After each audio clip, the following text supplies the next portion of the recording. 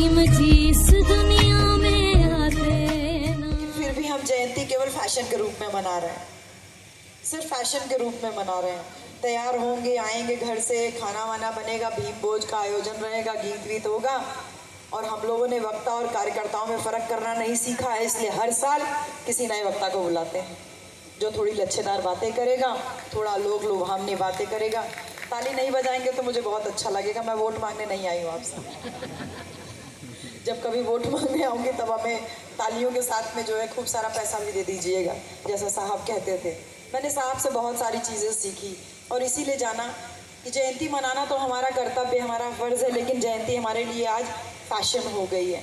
अगर इसके अंदर में जाएंगे तो वो जो बच्ची यहाँ बोल करके गई, इतनी दमदारी से जो बोल पा रही है, वो जो हौसला है, यही हौसला हम अपने बच्चों में इनकलकेट करना चाहते हैं। उनके अंदर वो हौसला पैदा करना चाहते हैं और ये चाहते हैं कि जब भी वो हायर एजुकेशन में जाएं तो वो कभी भी सुसाइड करने के लिए ना सोचें। क्योंकि सर और हम अभी यही बात कर रहे थे कि इतना बड़ा अधिकारी हैं, खड़े होकर मन से बोलते हैं तो बहुत ज़्यादा क्या करते हैं, वो अच्छी पोस्टिंग ही तो नहीं देंगे, इसीलिए शायद हम नहीं खुल के बोलते। लेकिन इतना बड़ा अधिकारी होकर के भी इतना खुल के बोल रहे हैं क्योंकि सर कह रहे हैं उनको तो मुझे मेरी जाति जिस दिन मैं अधिकारी बना उसी दिन से पता है, तो हम छुपा के क्यों रहेंगे।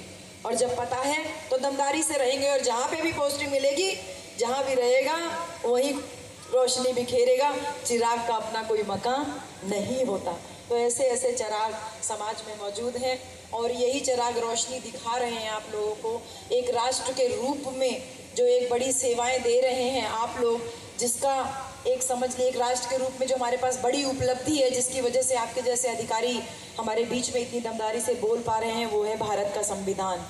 वो संविधान जिसने इतिहास के कलंकों को धोया। बहन जी, कैसी स्थितियां थी समाज की जब बाबा साहब डॉक्टर अंबेडकर पढ़ाई करने के लिए गए। हम सबको पता है कितनी परेशानियां उन्होंने झेली, कितनी सारी बातें उनके जीवन की हम सुनते हैं। बाबा साहब से टीचर पूछता है एक दिन क्लास में, ऐसी कौन सी चीज़ है जिसको हम देख तो सकते हैं लेकिन हम छू नहीं सकते। सब बच्चे हाथ उठा के कहते हैं, कोई कहता है चांद, कोई सूरज, कोई तारा। लेकिन बाबा साहब डॉक्टर अंबेडकर कहते हैं, मास्टर साहब मुझे भी जवाब देना है। मास्टर साहब कहते हैं बोलो। वो कहता है बच्चा, मास्टर साहब वो जो सामने आपका पानी वाला मटका है ना, उसको मैं देख तो सकता हूँ लेकिन छू नहीं सकता। जब बाबा साहब के जीवन की ये बात सोचती हूँ ना, मैं पढ़ती नहीं हूँ बहन जी, पढ़ के केवल बोलती नहीं हूँ, वो बातें लगातार दिमाग में चलती रहती है। वो दौर था बाबा साहब का जब उन्होंने ये कहा कि उस पानी के मटके को मैं देख तो सकता हूँ लेकिन मैं छू नहीं सकता। और जब अभी जुलाई के महीना में हमारा इंद्र मेघवाल केवल एक टीचर के पानी के मटके को छूने पे मार दिया जाता है, तो बाबा साहब की वो बात एकदम चरितार्थ होती नजर आती है। कितनी परिस्थितियां बदली उस समय से आज के समय में, कितनी परिस्थितियां बदली और हम आज भी फैशन में केवल जयंती मना रहे हैं। इसलिए मैं आज एक बार भिलाई आई थी और उसके बाद 2021 में, और अब 2 साल 3 साल के बाद अभी वापस आप लोगों के बीच में आई हूँ। आपको झंझोड़ने आती हूँ आप कि बार बार क्यों नहीं, तुम लोग सोचते क्यों नहीं हो उन बातों को। लगातार चलते रहना चाहिए। ये संघर्ष था, बाबा साहब ने इस संघर्ष को, इस कलंक को धोया था जो भारत देश में विद्यमान था। और इस कलंक को धोने के लिए जब उन्होंने भगवान बुद्ध को पढ़ा तो बुद्ध से प्रेरणा ली। 3 गुरु थे बाबा साहब के, वही 3 गुरु हमेशा हर समय काल परिस्थिति में लोगों की प्रेरणा बनते रहे। और लोगों की प्रेरणा इस रूप में भी बने कि क्रिश्चियनिटी ने जन्म ले लिया, इस्लाम धर्म ने भी जन्म ले लिया और तमाम और पंथ जो थे वो भी जन्म ले लिए। जिसको धर्म का काम करना था उसने अपने नाम पे धर्म प्रोपागेट किया। लेकिन बाबा साहब ने भगवान बुद्ध से बुद्धि सीखा। कैसी बुद्धि सीखा? बुद्ध में एक स्टेटमेंट आता है, अगर आप लोग त्रिशरण पंचशील बहुत अच्छे से जानते हैं तो अगर बुद्ध वंदना करते हैं तो उसमें कहते हैं एही पस्सिको ओपेनाइको पंचतम वेदी तपो वियुहिति। तो जब एही पस्सिको बोलते हैं बुद्ध, तो एही पस्सिको का मतलब है आओ, परखो, जांचो, देखो। किसी बात को इसलिए मत मानो कि सदियों से चली आ रही है, इस बात को मत मानो कि कोई महापुरुष बोल रहा है, इस बात को मत मानो कि परंपरा चली आ रही है, बल्कि यही पस्सिको, आओ, जांचो, परखो। फर्स्ट साइंटिस्ट के रूप में बुद्ध स्थापित होते हैं और बुद्ध की वही वैज्ञानिकता, बुद्ध की वही आध्यात्मिकता।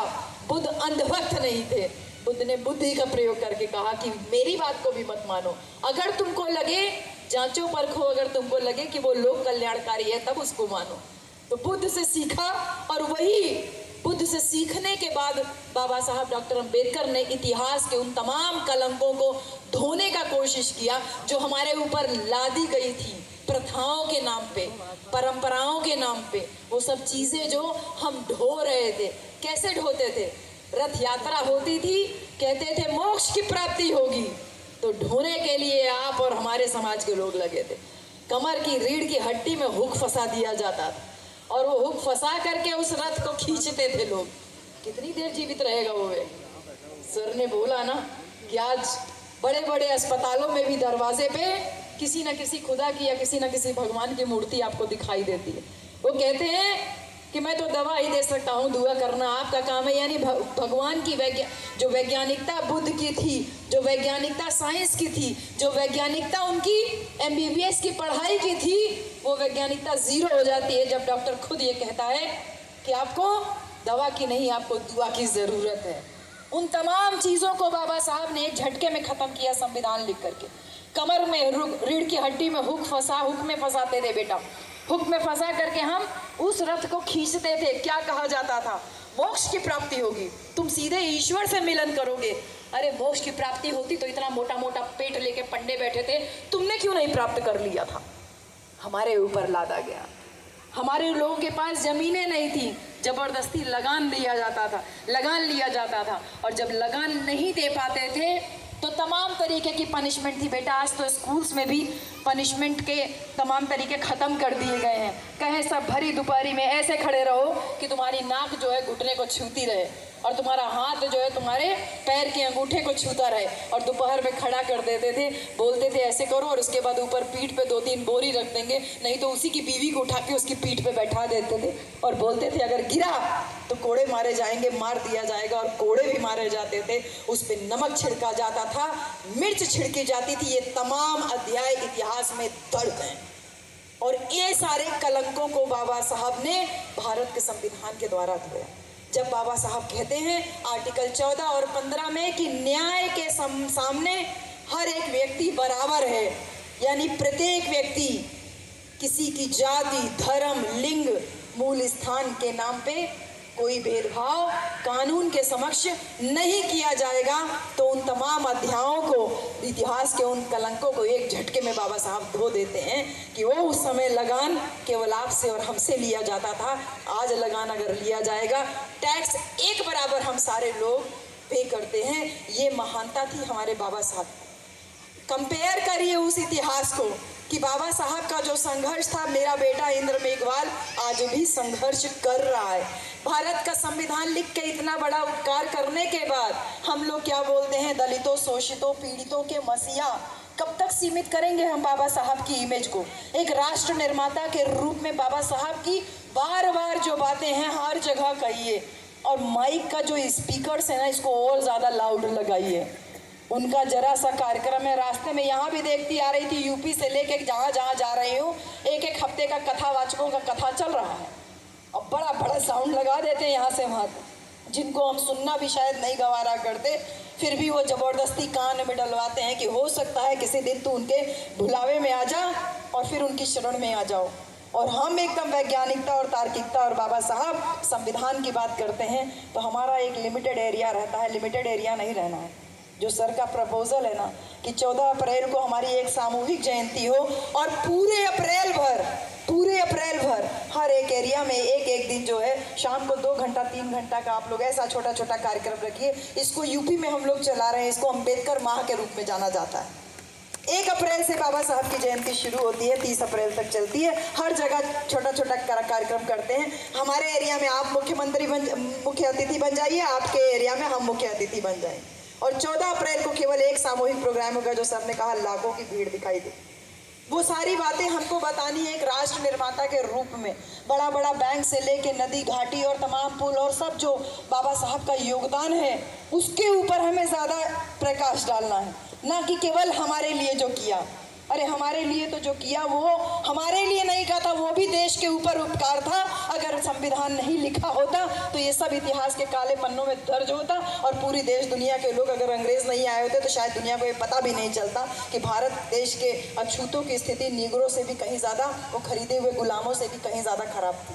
तो एक उपकार जो ये भारत देश के ऊपर था, इस उपकार को वर्णन करने की ज़रूरत है। और उसके साथ ही साथ आपको और हमको भी ये बात बहुत अच्छे से समझ लेना है कि जो हिंदू कोड बिल के माध्यम से हम औरतों को अधिकार देने की कोशिश कर रहे थे, वो औरतों के ऊपर उपकार था। वो औरत जो विधवा के रूप में दूसरी शादी नहीं कर सकती थी, जिसको ये कहा गया तेरी डोली जा रही है, अब तेरी अर्थी तेरे पति के घर से आनी चाहिए, यानी जिसको इंसान नहीं समझा गया, इंसान केवल पति को समझा गया। पति गंजेड़ी हो, नशेड़ी हो, मारता हो, पीटता हो, लेकिन तेरी अर्थी ही उस घर से निकल के आनी चाहिए। ऐसे कलंकों को भी बाबा साहब ने कहा कि अब तेरी अर्थी नहीं आनी चाहिए, तू भी आदमी की तरह इंसान है। पैदा करने वाले ने कोई भेद नहीं किया। पति गंजेड़ी नशेड़ी है तो पहले चल FIR दर्ज कर, और तब भी नहीं मानता है तो उससे तलाक ले ले, और तलाक ले करके बाप की संपत्ति में तुझे बराबर का हिस्सा देता हूँ, चल आधी संपत्ति ले और मान सम्मान का जीवन जी।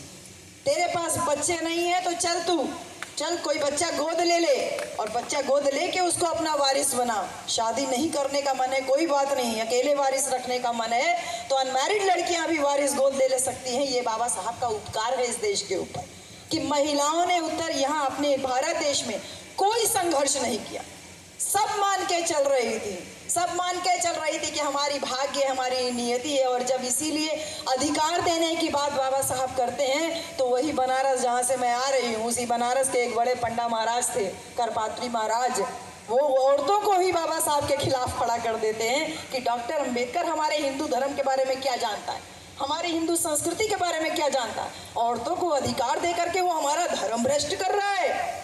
औरतें ही बाबा साहब के खिलाफ प्रदर्शन कर रही हैं, और वो बाबा साहब को चिट्ठी लिख के बोलता है कि डॉक्टर अंबेडकर आप आइए, मुझसे विवाद कीजिए, मुझसे बहस कीजिए, और मुझे तर्क दे करके मुझे संतुष्ट कीजिए कि आप औरतों को ये अधिकार दे के हमारे धर्म में क्यों इंटरफेयर कर रहे हैं। बाबा साहब चिट्ठी लिखते हैं, कहते हैं मैं साधु सन्यासियों का बहुत सम्मान करता हूँ, आप जिस भाषा में चाहें मेरे पास आ सकते हैं, मैं 8-9 भाषाओं का जानकार हूँ, हिंदी, इंग्लिश, मराठी, गुजराती, संस्कृत, जिस भाषा में चाहें आके वाद विवाद कर सकते हैं। आप आए बेशक मेरी जगह पे, और मैं आपसे बात करने को तैयार हूँ। आग बबूला हो जाते हैं महाराज जी। कहते हैं तुम्हें पता नहीं है, चिट्ठी लिखते हैं, कहते हैं डॉक्टर अंबेडकर तुम्हें पता नहीं है मैं साधु सन्यासी हूँ, तुमने मुझे अपने पास बुलाया, तुमको मेरे पास चल करके आना चाहिए। बाबा साहब बहुत शालीनता से उनको चिट्ठी का जवाब चिट्ठी से देते हैं। कहते हैं फिर मेरा साधु सन्यासियों में बहुत सम्मान है, मुझे साधु सन्यासियों का मैं बहुत सम्मान करता हूँ, लेकिन औरतों को अधिकार मिल रहा है, संपत्ति में अधिकार मिल रहा है, शिक्षा का अधिकार मिल रहा है, पुत्र पत्री गोद लेने का अधिकार मिल रहा है, मैटरनिटी लीव मिल रहा है, समान काम के लिए समान वेतन का अधिकार मिल रहा है। इससे किसी साधु सन्यासी को क्या लेना देना है? और अगर साधु सन्यासी औरतों को मिल रहे इन अधिकारों में अपना इंटरफेरेंस कर रहा है तो इसका मतलब वो साधु सन्यासी नहीं, वो एक पॉलिटिशियन है, वो एक राजनेता है। और एक राजनेता अगर मुझसे कोई बात करना चाहता है तो मैं भारत देश का कानून मंत्री हूँ, और कानून मंत्री की हैसियत से मैं किसी ऐसी जगह पे नहीं जा सकता जहाँ लोकतंत्र का अपमान हो। स्त्रियों को लोकतंत्र का प्रतीक बताया बाबा साहब ने। बहन जी पावर समझिए अपनी, लोकतंत्र का एक मजबूत स्तंभ है हम। बोले कि जहाँ स्त्रियों का यानी लोकतंत्र का सम्मान ना हो, मैं किसी स्त्रियों को अगर अधिकार और सम्मान की बात दे रहा हूँ तो वो लोकतंत्र में एक बड़ी भूमिका है उनकी, और अगर उनका अपमान हो रहा है तो मैं किसी ऐसे व्यक्ति के पास नहीं जा सकता हूँ। आपको बात करना है तो मेरे पास आइए। करपात्री महाराज चेत जाते हैं, उनको जैसे नींद से कोई जगह देता है, लिखते हैं, कहते हैं हाँ ठीक है, जो है बाबा साहब आपके पास में कभी टाइम रहेगा तो मैं ज़रूर आऊँगा, लेकिन वो टाइम उनके पास कभी निकलता नहीं है। सोच के देखिए, ये जो साहस मिला ना बाबा साहब को, ये साहस मिला उनको अपने जो गुरु थे तथागत गौतम बुद्ध से। ये जो काम करने की शैली थी कि वो किसी करपात्री महाराज को चैलेंज कर रहे हैं कि मैं कानून मंत्री हूँ और आप साधु सन्यासी नहीं, आप राजनेता हैं, आपको आगे बात करना है तो यहाँ आइए। ये शैली जो उन्होंने डेवलप की, ये उन्होंने डेवलप की अपने जो दूसरे गुरु हैं जिनका दूसरे नंबर पे फोटो लगा है, महात्मा ज्योतिबा राव फूले से। ये शैली थी ज्योतिबा फूले की। ज्योतिबा फूले को भी अपमान सहना पड़ा। अपने ब्राह्मण दोस्त की शादी में जब बाहर निकाला गया तो उनको एहसास हुआ कि शूद्र होना, नीच होना कितना खराब होता है। और उसके बाद जब उनके कान में वो घंटी और घुंघरू की आवाज़ पड़ती है, जो अछूत समाज के लोग उनके घर के सामने से निकल के जा रहे थे, तब उनको नज़र जब उन पे पड़ती है, अपना अपमान, अपना जो शादी में हुआ अपमान भूल करके उन दो जो लोग कमर में झाड़ू और गले में हांडी जिनके टंगी थी, घंटी और घुंघरू पैरों में और गले में बंधा था, उनको देख के कहते हैं देखने में तो इंसान जैसे लगते हैं लेकिन इंसान तो नहीं लग रहे हैं, इनके साथ व्यवहार इंसान जैसा नहीं हो रहा है। और उसी समय कहते हैं कि इनकी दशा ये है क्योंकि इनके पास शिक्षा नहीं है और शिक्षा बिना मति गई। बोले शिक्षा नहीं है तो बुद्धि का विकास नहीं हो रहा है, बुद्धि का विकास हो जाएगा, इसे पता चल जाएगा कि ये भी इंसान है, इसका हक कोई और खा रहा है तो ये विद्रोह कर देगा। और तभी इन्होंने जब गुलामगिरी लिखी तो उसमें ही ये स्टेटमेंट है, हम लोग ज़्यादातर बाबा साहब का स्टेटमेंट बोलते हैं। गुलामगिरी में ज्योतिबा फूले कहते हैं कि गुलामों को गुलामी का एहसास करा दीजिए, वो विद्रोह कर देगा। उन्हीं का गुरु माना बाबा साहब डॉक्टर अंबेडकर ने जब अपनी शैली में ये बोलते हैं लखनऊ के पिछड़ा वर्ग सम्मेलन में, अगर यहाँ पिछड़े समाज के लोग हैं तो वो भी इस बात को बहुत अच्छे से जान लीजिए। पिछड़ा वर्ग सम्मेलन में बाबा साहब कानून मंत्री की हैसियत से बैठते हैं और उनके साथ में प्रोटोकॉल के तहत उत्तर प्रदेश के पहले मुख्यमंत्री पंडित गोविंद वल्लभ पंत बैठते हैं और उनके बगल में बैठ करके सीधे सीधे डॉक्टर अंबेडकर बाबा साहब कहते हैं कि हमारे समाज, ये ऊंची जाति के लोग आपस में चाहे जितना बटे रहें, लेकिन जब इनके हक अधिकार के ऊपर कोई आंच आती है तो ये इकट्ठा होकर के उसका मुकाबला करते हैं। लेकिन हमारे समाज के लोग, SC, ST, OBC और माइनॉरिटी समाज के लोग जब कभी इकट्ठा हो करके कोई संगठित प्रयास करते हैं या संगठन बनाने की कोशिश करते हैं तो ये उसमें घुस के दीमक की तरह उसको खोखला करने में पूरी जी जान लगा देते हैं। इतना बोल करके बाबा साहब आगे पंडित गोविंद वल्लभ पंत की तरह ऐसे दो लोग बैठे हैं, जैसे बड़े अधिकारी ऐसे ही बैठे थे। कहते हैं जिस दिन SC, ST, OBC माइनॉरिटी एकजुट हो जाएगा उस दिन ये 3% ब्राह्मण आपके जूते के फीते खोलने में अपनी शान महसूस करेगा। कितना साहस था उस समय। एक कानून मंत्री की हैसियत से उत्तर प्रदेश के पहले मुख्यमंत्री को ऐसे उंगली करके बाबा साहब बोल तो देते हैं, लेकिन पंडित जी थे, बुरा लग गया तो बोलते हैं कि बड़ा बेइज्जती हुआ। नेहरू जी के पास भागे जाते हैं, बोलते हैं डॉक्टर अंबेडकर से माफ़ी मंगवाइए, पूरे पंडित जमात का उन्होंने बेइज्जती किया। बाबा साहब के पास खबर आती है, बाबा साहब नेहरू जी से कहते हैं नेहरू जी आपके मंत्रिमंडल से मैं मंत्री जरूर हूँ, आपकी कांग्रेस पार्टी से, लेकिन गलतफहमी में मत रहिएगा, मैं इस्तीफा दे दूंगा लेकिन मैं माफ़ी नहीं मांगूंगा। पंडित जी से कहते हैं नेहरू जी कि ये माफ़ी तो मांगने से मना कर दिया। बोले माफ़ी नहीं मांगते तो कह दीजिए अखबार में एक खंडन छपवा दीजिए। अखबार में खंडन, बाबा साहब कहते हैं हाँ मैं खंडन छपवा दूंगा जरूर से। अगले दिन अखबार में बाबा साहब लिखते हैं कि लखनऊ के पिछड़ा वर्ग सम्मेलन में मैंने पंडित गोविंद वल्लभ पंत के संदर्भ में जो बात कही थी मैं उस पे 100% कायम हूँ और अपने मरते दम तक कायम रहूँगा। तो फिर नेहरू जी पूछे पंत जी कुछ और करवाना है? वो हाथ जोड़ लिए, कहने लगे नहीं भैया, जो बात केवल लखनऊ के एक अधिवेशन तक सीमित थी, अखबार में छप जाने से पूरे भारत देश में इस बात का प्रचार हो गया कि डॉक्टर अंबेडकर हमारे बारे में क्या सोचते हैं। ये शैली जो सीखी बाबा साहब डॉक्टर अंबेडकर ने, वो अपने गुरु ज्योतिबा फूले से सीखी। यही महात्मा ज्योतिबा फूले कहते हैं कि जब तुम पढ़ाई में आगे जाओगे तो ये कलम कसाई बन के तेरे बच्चों के नंबर काटेंगे, जब तुम नौकरी में आगे जाओगे तो ये कलम कसाई बन के तेरा CR खराब करेंगे, तुझे प्रमोशन नहीं होने देंगे। ज्योतिबा फूले सीधे सीधे इनको कलम कसाई बोलते हैं। क्या आज हम कलम कसाइयों को नहीं देख रहे हैं? बताइए, क्या हम कलम कसाइयों को आज नहीं देख रहे हैं? वो पायल ताड़वी MBBS की लड़की, उसको सुसाइड करने पे यही कलम कसाइयों ने तो मजबूर किया। अभी हमारे एक professor central university of Jammu Kashmir में, उनकी मेल खुली रहती, इसलिए मैं सबको आगाह भी करती हूँ, जितने प्रोफेशनल्स हैं कभी भी अपने ऑफिस से अगर 1 मिनट के लिए भी बाहर जाइए तो अपने मेल को या तो बंद करके जाइए, लॉग आउट करके जाइए, कंप्यूटर ऑफ करके जाइए या बंद करके जाइए, कहीं पे भी खोल के मत जाइए। किसी ने गलती से उनके फ़ोन पे ऐसे छोड़ के गए और किसी ने किसी से मैसेज कर दिया, उसके लिए उनकी इतनी बेइज्जती की गई कि उनको सुसाइड करना पड़ा। क्या ये कलम कसाइयों का काम नहीं है? रोहित वेमुला को मार दिया जाता है, क्या ये कलम कसाइयों का काम नहीं है? इंदर मेघवाल को पानी पीने से रोका जाता है, क्या ये कलम कसाइयों का काम नहीं है?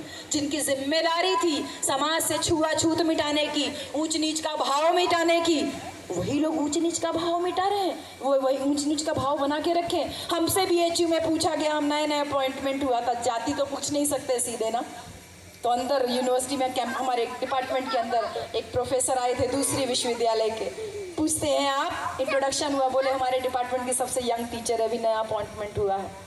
बोलते हैं आप बंगाल की चौधरी हैं कि आप उड़ीसा की चौधरी हैं, सीधे तो जाति नहीं पूछ सकते। हमने कहा ना तो हम बंगाल के चौधरी, समझ गए जाति पूछ रहे हैं, हम कहें ना तो बंगाल के चौधरी हैं ना तो उड़ीसा का चौधरी हैं। पूछने वाले की जाति मुझे पता थी, पूछने वाले की जाति पता थी, वो ब्राह्मण था।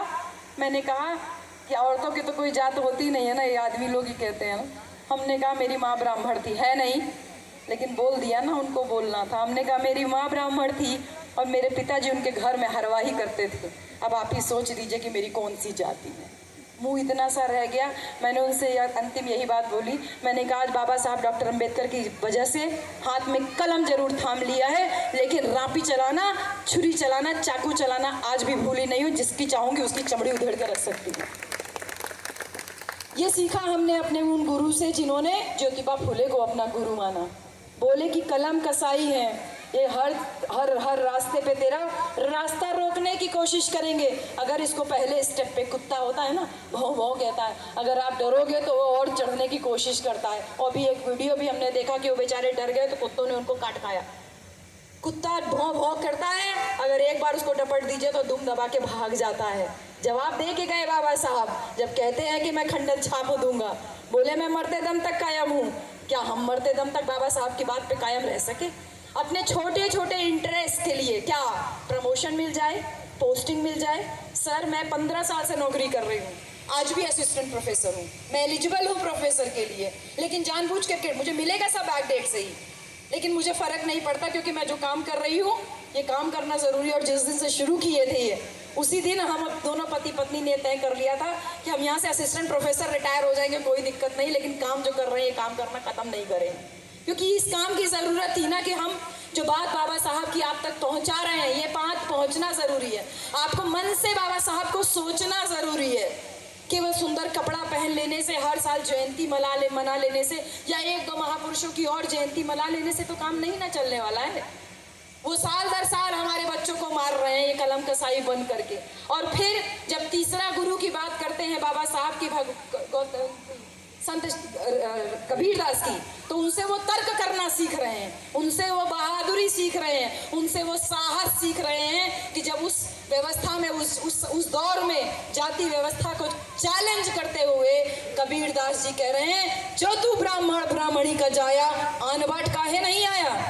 अगर तू ब्राह्मण है, ब्राह्मणी का जाया है, ब्राह्मणी ने तुझे जन्म दिया है, तो जहाँ से सब पैदा होते हैं वहीं से तू क्यों पैदा हुआ? तू दूसरी जगह से क्यों नहीं बन करके आया? तुझे आना चाहिए था ना। ये तथागत गौतम बुद्ध ने आज से 2600 साल पहले ये बात कह दी थी ना। जच्चा वसलो होती ना, जच्चा वसलो होती, कमन्ना वसलो होती, कमन्ना होती चांडा, न जच्चा वसलो होती, न जच्चा होती चांडालो, कमन्ना वसलो होती, कमन्ना होती चांडालो। यानी जन्म से कोई, न जच्चा वसलो होती, न जन्म से कोई श्रेष्ठ होता है, ब्राह्मण होता है, और न जन्म से, न जच्चा कोई चांडाल होता है, न जन्म से कोई चांडाल पैदा होता है। कमन्ना वसलो होती, कर्म से कोई श्रेष्ठ होता है, ब्राह्मण होता है, और कर्म से ही कोई चांडाल पैदा होता है। 2600 साल पहले बुद्ध जो बात तर्क के साथ कह के गए, वही तर्क और साहस के साथ 2600 साल के बाद जो है अपने 14वीं शताब्दी में गुरु कबीर बोल रहे हैं, उनसे वो साहस लेते हैं कि जन्म से कोई ऊंच नीच नहीं होता। और आर्टिकल 14-15 दे करके वो पहला ये एक तरीके से नसबंदी कर देते हैं, जिन लोगों ने ऊंच नीच की व्यवस्था बनाई उन लोगों की। कानून के समक्ष सब बराबर हैं। ये साहस लेकर के आए संत कबीर से। जब कबीर कहते हैं प्रहार करते हुए कि तू डॉक्टर है और फिर भी तू कहता है कि दुआ में ज्यादा ताकत है, वो कहते हैं पाथर पूजे हरी मिले तो मैं पूजू पहाड़, और घर की चाकी कोई न पूजे जाको पीसन खाए। घर में भी तो चक्कियाँ थी। मेरी मम्मी बताती है 3:30 बजे उठते थे वो लोग, चक्की चलाते थे, तब जाके घर में कहीं आटा बन पाता था।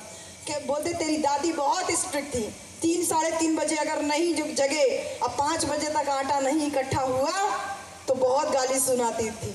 तो वो समय था सबके घर में चाकी ही चलती थी।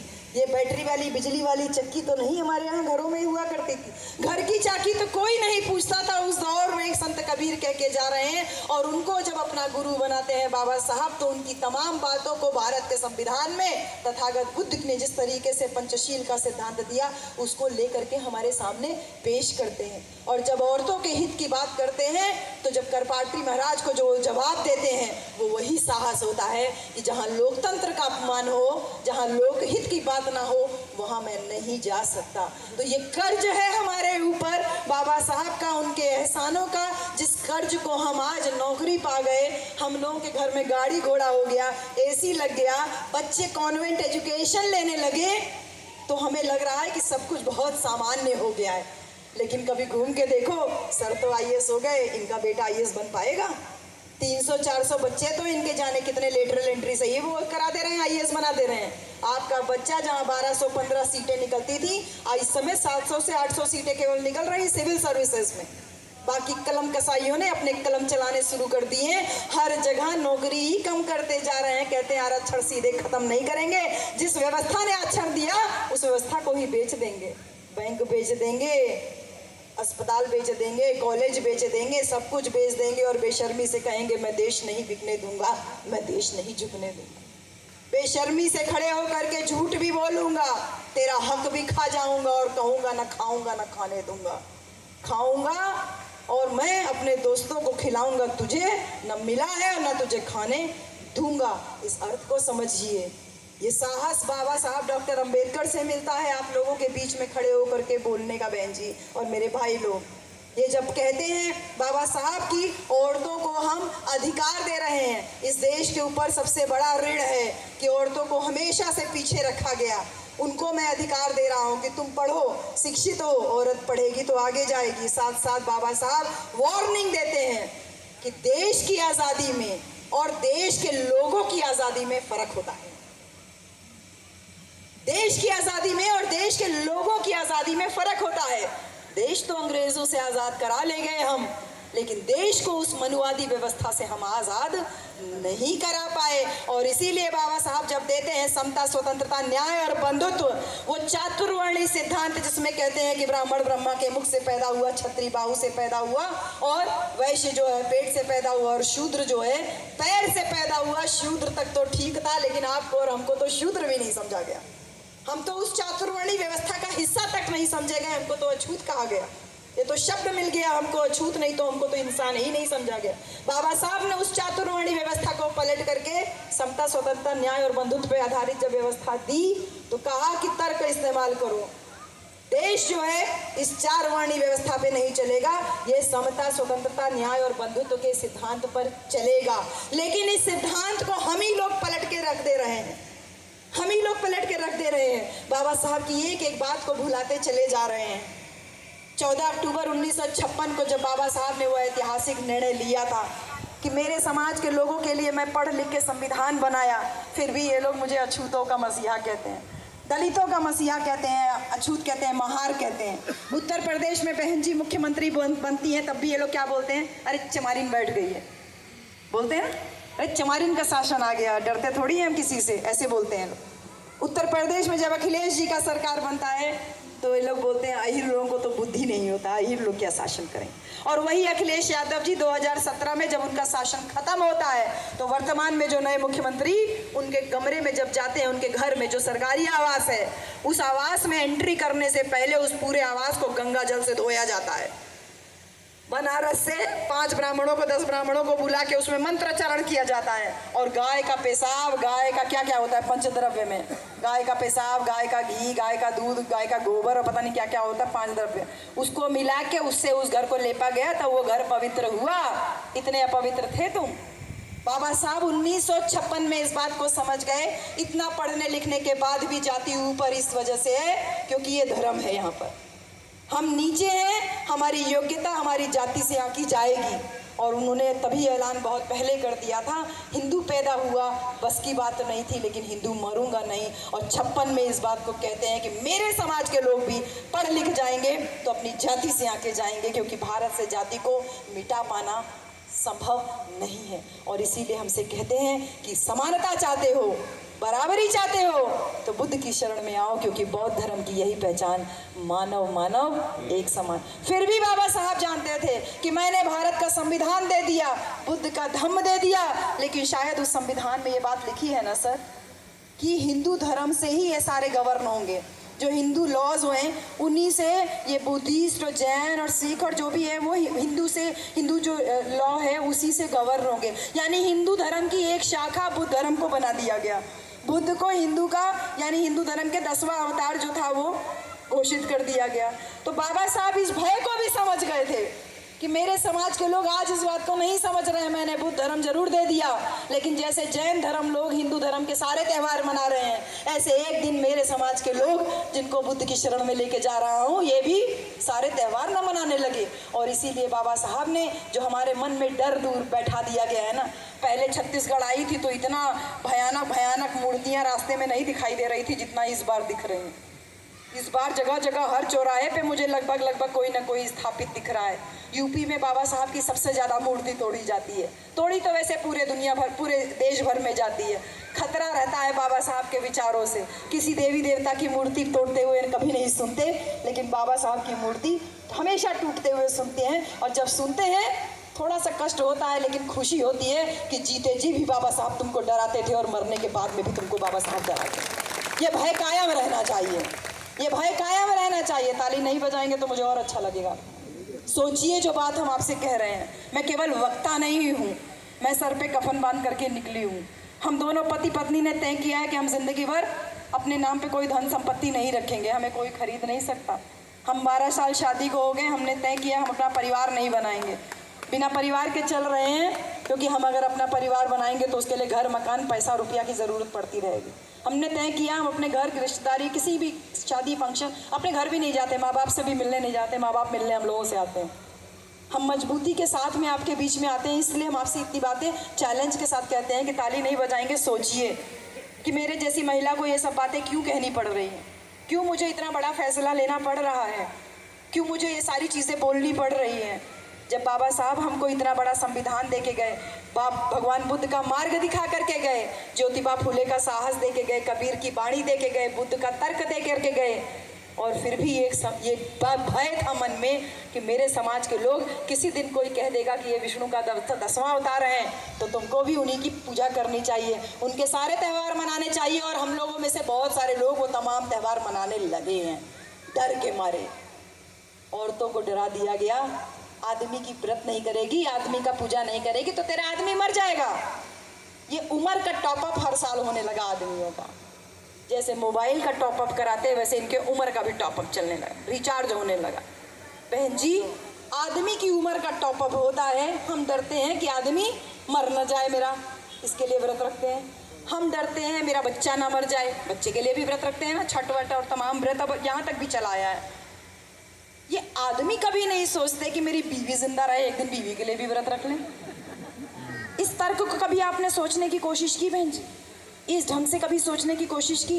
ये आदमी नहीं डरते कि मेरी बेटी जिंदा रहे, एक दिन अपनी बेटी के लिए व्रत रख लें।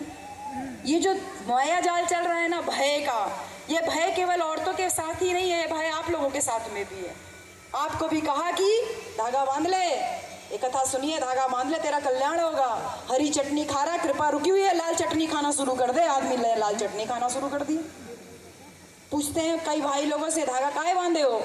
कहते बीवी ने बांध दिया। हम कहे बीवी जो है गाय का पगाह बांधेगी। पगाह मतलब होता है जो गाय में रस्सी बांधते हैं ना गले में, उसको हमारे यहाँ पगाह बोलते हैं। हम कहे गाय का रस्सी गले वाला बीवी बांधेगी तो क्या बंधवा लोगे? हाँ, हाथ में चूड़ी देगी तो क्या पहन लोगे? जो बीवी का आड़ लेकर के इस तरीके के उलूल जुलूल तर्क देते रहते हैं, ये भय का एक धंधा है, भयंकर तरीके से बैठा हुआ है। मेरी माँ बड़का पुजारी थी, 9 दिन का नवरात्र रखती थी। भैया बहुत समझाए, मानी नहीं है। अब कुछ समय पहले की बात है, भैया जो है मना किए, मानती नहीं थी, लेकिन डांट दी मम्मी भैया को। भैया कुछ नहीं बोले, बोले माँ है जो करना करे। एक पंडित को बुलाई थी, पंडित जी को। पूजा करने, कथा करने। भैया से बोले जाइए गोबर ले आइए। भैया गोबर ले आए। पंडित जी ने उसको पिंडी बना दिया, उसके ऊपर सिंदूर उंदूर लगा लिया। भैया से कहते हैं पैर छूइए। भैया कहते हैं गोबर है, बाबा साहब को पढ़े हैं, बाबा साहब ने कहा कि गौरी गणपति गोबर की पूजा नहीं करना है। पंडित जी ने कहा मान लो भैया कि भगवान है, पैर छू लो। भैया ने कहा गोबर है, मैं पैर नहीं छूंगा। पंडित जी नाराज होने लगे, कहने लगे क्यों नहीं मान लेते हो कि भगवान है, अभी श्राप दे दूंगा, भस्म हो जाओगे। भैया बेचारे डर गए ना, डराने का ही तो धंधा है ना। बेचारे डर गए, पैर छू लिए। 2 घंटा पंडित जी कथा कहे, कहते कहते भूख लग गई। भैया से कहे जाइए कुछ खाने के लिए ले आइए। भैया गए भीतर, गोबर जो था उसको भी बटोर ले गए। अंदर गए, थाली में उसका 4 लड्डू बना के ले आए। बोले लीजिए खाइए। अब पंडित जी कह रहे हैं गोबर है, भैया कह रहे हैं लड्डू है। पंडित जी कह रहे हैं गोबर है, भैया कह रहे हैं लड्डू है। पंडित जी कहा तुझे दिखाई नहीं दे रहा है गोबर है लड्डू नहीं है, जा कुछ लेके आ खाने के लिए। भैया ने कहा 2 घंटा पहले मैं भी कह रहा था ये गोबर है, भगवान नहीं है, तो मैंने माना ना, मैंने पैर छुआ ना। अब चलिए आप भी मानिए कि ये गोबर नहीं लड्डू है। चलिए आप समझ गए, आज गलत जगह फंस गए। कहने लगे मुझे कुछ नहीं खाना है, बस मेरी दक्षिणा दे दे, मैं जाऊंगा। भैया ने कहा 2 घंटा कथा सुनो, बिना खाए जाने नहीं दूंगा। बोले नहीं नहीं मुझे कुछ नहीं चाहिए। अपना झोला छोड़े, भैया धोती पकड़ लिया, बिना खाए जाने नहीं दूंगा। धोती होती छोड़ के चले भाग। ये भय को तत्काल खत्म करने का इलाज था बहन जी। ये वही भय जैसे आप आदमी के लिए व्रत रखती है, मेरी भाभी भी बहुत व्रत रखती थी, वही भैया के लिए। माँ का छुड़वाए तो बीवी आ गई पल्ले। 25 साल शादी को हो गया, नहीं मानती थी। एक दिन समझाए, समझ में आया, बोली आज से नहीं रखूंगी। करवा चौथ वाले दिन सुबह सुबह रोटी सब्जी खाने लगी। भैया देखे, नाराज हो गए। साल में एक ही दिन तो था जिस दिन बेचारी बीवी पैर छूती थी, अब आज पैर भी नहीं छुएगी। बेइज्जती वाली बात है ना। बाकी दिन भले गाली दे, लेकिन एक दिन तो पैर छूती थी, एक दिन तो पूजा करती थी, आरती उतारती थी। चले गए बाहर। शाम को गुस्सा कम हुआ, वापस आए। ऐसा संजोग था कि भाभी सुबह खाई थी, थोड़ा भूख लग गई थी, रोटी तोड़ के ऐसे खा रही है। तब तक भैया घर के अंदर आए, देखे मेरी बीवी अभी तक खा रही है, सुबह भी खा रही थी, अभी भी खा रही। गुस्सा जो कम हुआ था, गुस्सा फिर चढ़ गया। गए अपना दरवाजा बंद करके सो गए। भाभी भी कुछ नहीं बोली कि अभी लड़ाई झगड़ा चालू हो जाए, आदमी का क्या भरोसा, गाली वाली देने लगे। सुबह उठी भैया भाभी तो भाभी गई भैया को जगाने, दरवाज़ा पीटी, भैया खोले, बोले जरा उठ के चलिए ना, कुछ खाओ लीजिए। भैया ने कहा मन नहीं है, दिमाग ना खराब कर मेरा। भाभी फिर कहती है अरे जरा थोड़ा कुछ खा लीजिए, रात में भी कुछ नहीं खाए, दिन में भी कुछ नहीं खाए। भैया ने कहा अभी एक झापड़ मारूंगा दिमाग ठीक हो जाएगा तेरा। कह रहा हूँ नहीं खाऊंगा, तेरा समझ में नहीं आ रहा है। भाभी बैठी थी, उठ के खड़ी हो गई, कहने लगी आराम से सोइए, मैं तो केवल चेक कर रही थी, कल व्रत नहीं रखी थी, जिंदा हो, मर तो नहीं गए हो।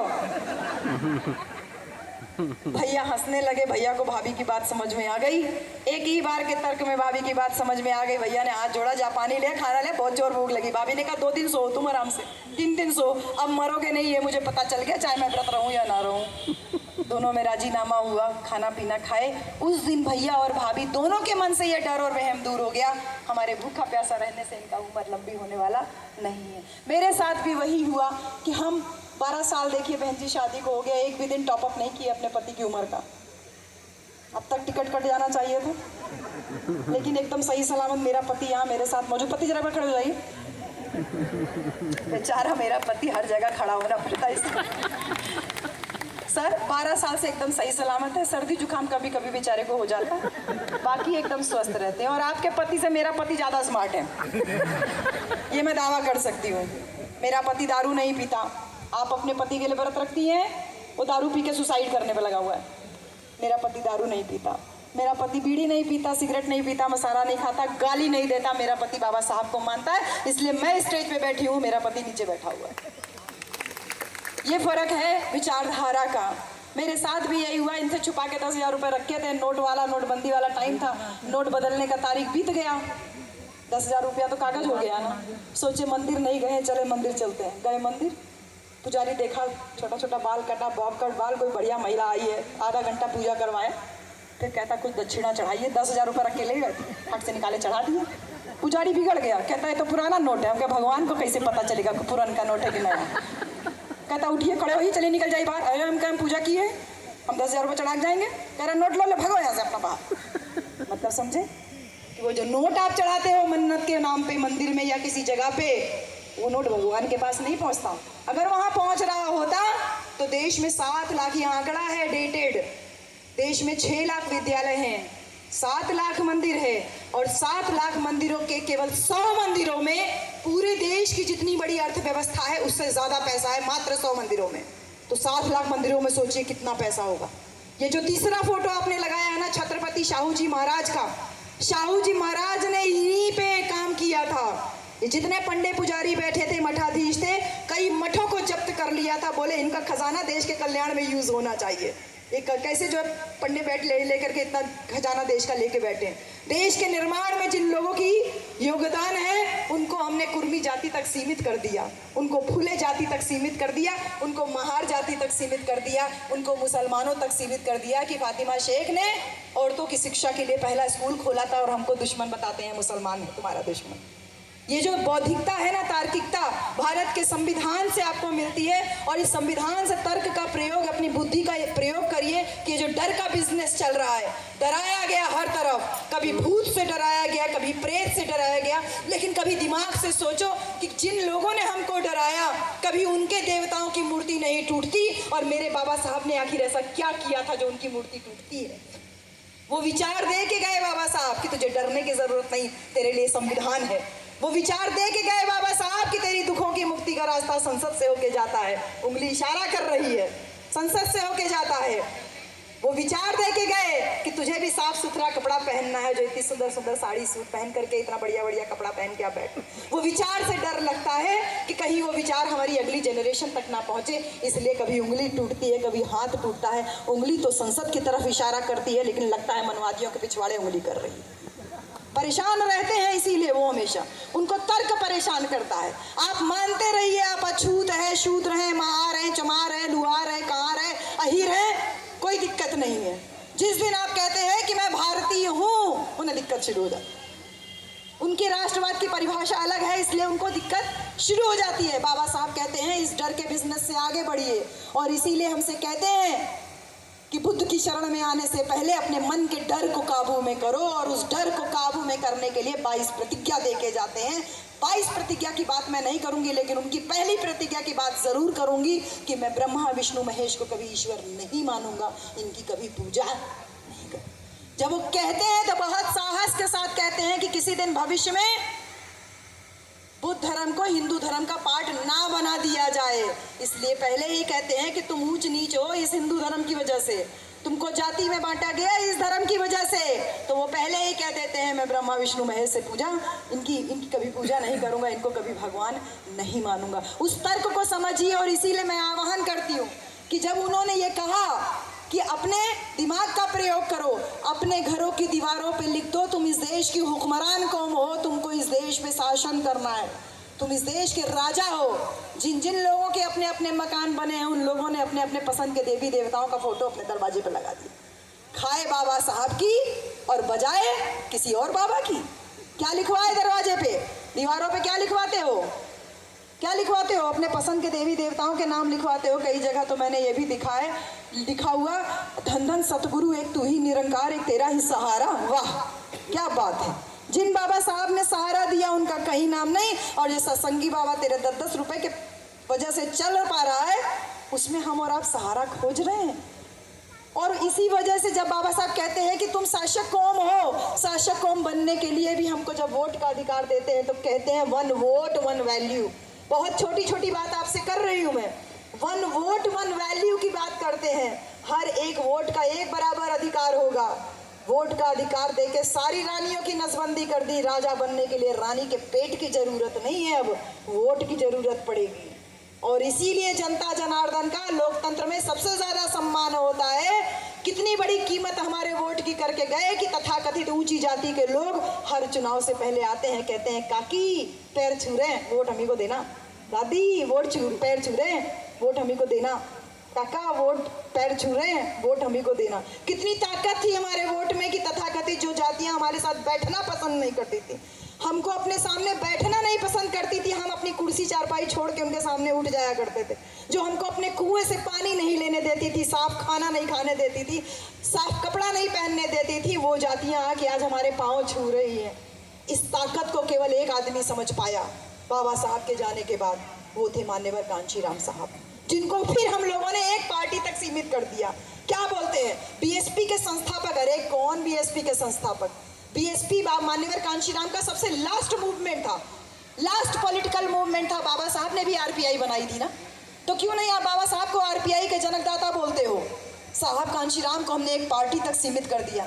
अरे उस एक पार्टी से पहले साहब ने जो संघर्ष किया, उस संघर्ष को तक कैसे पहुंचोगे आप?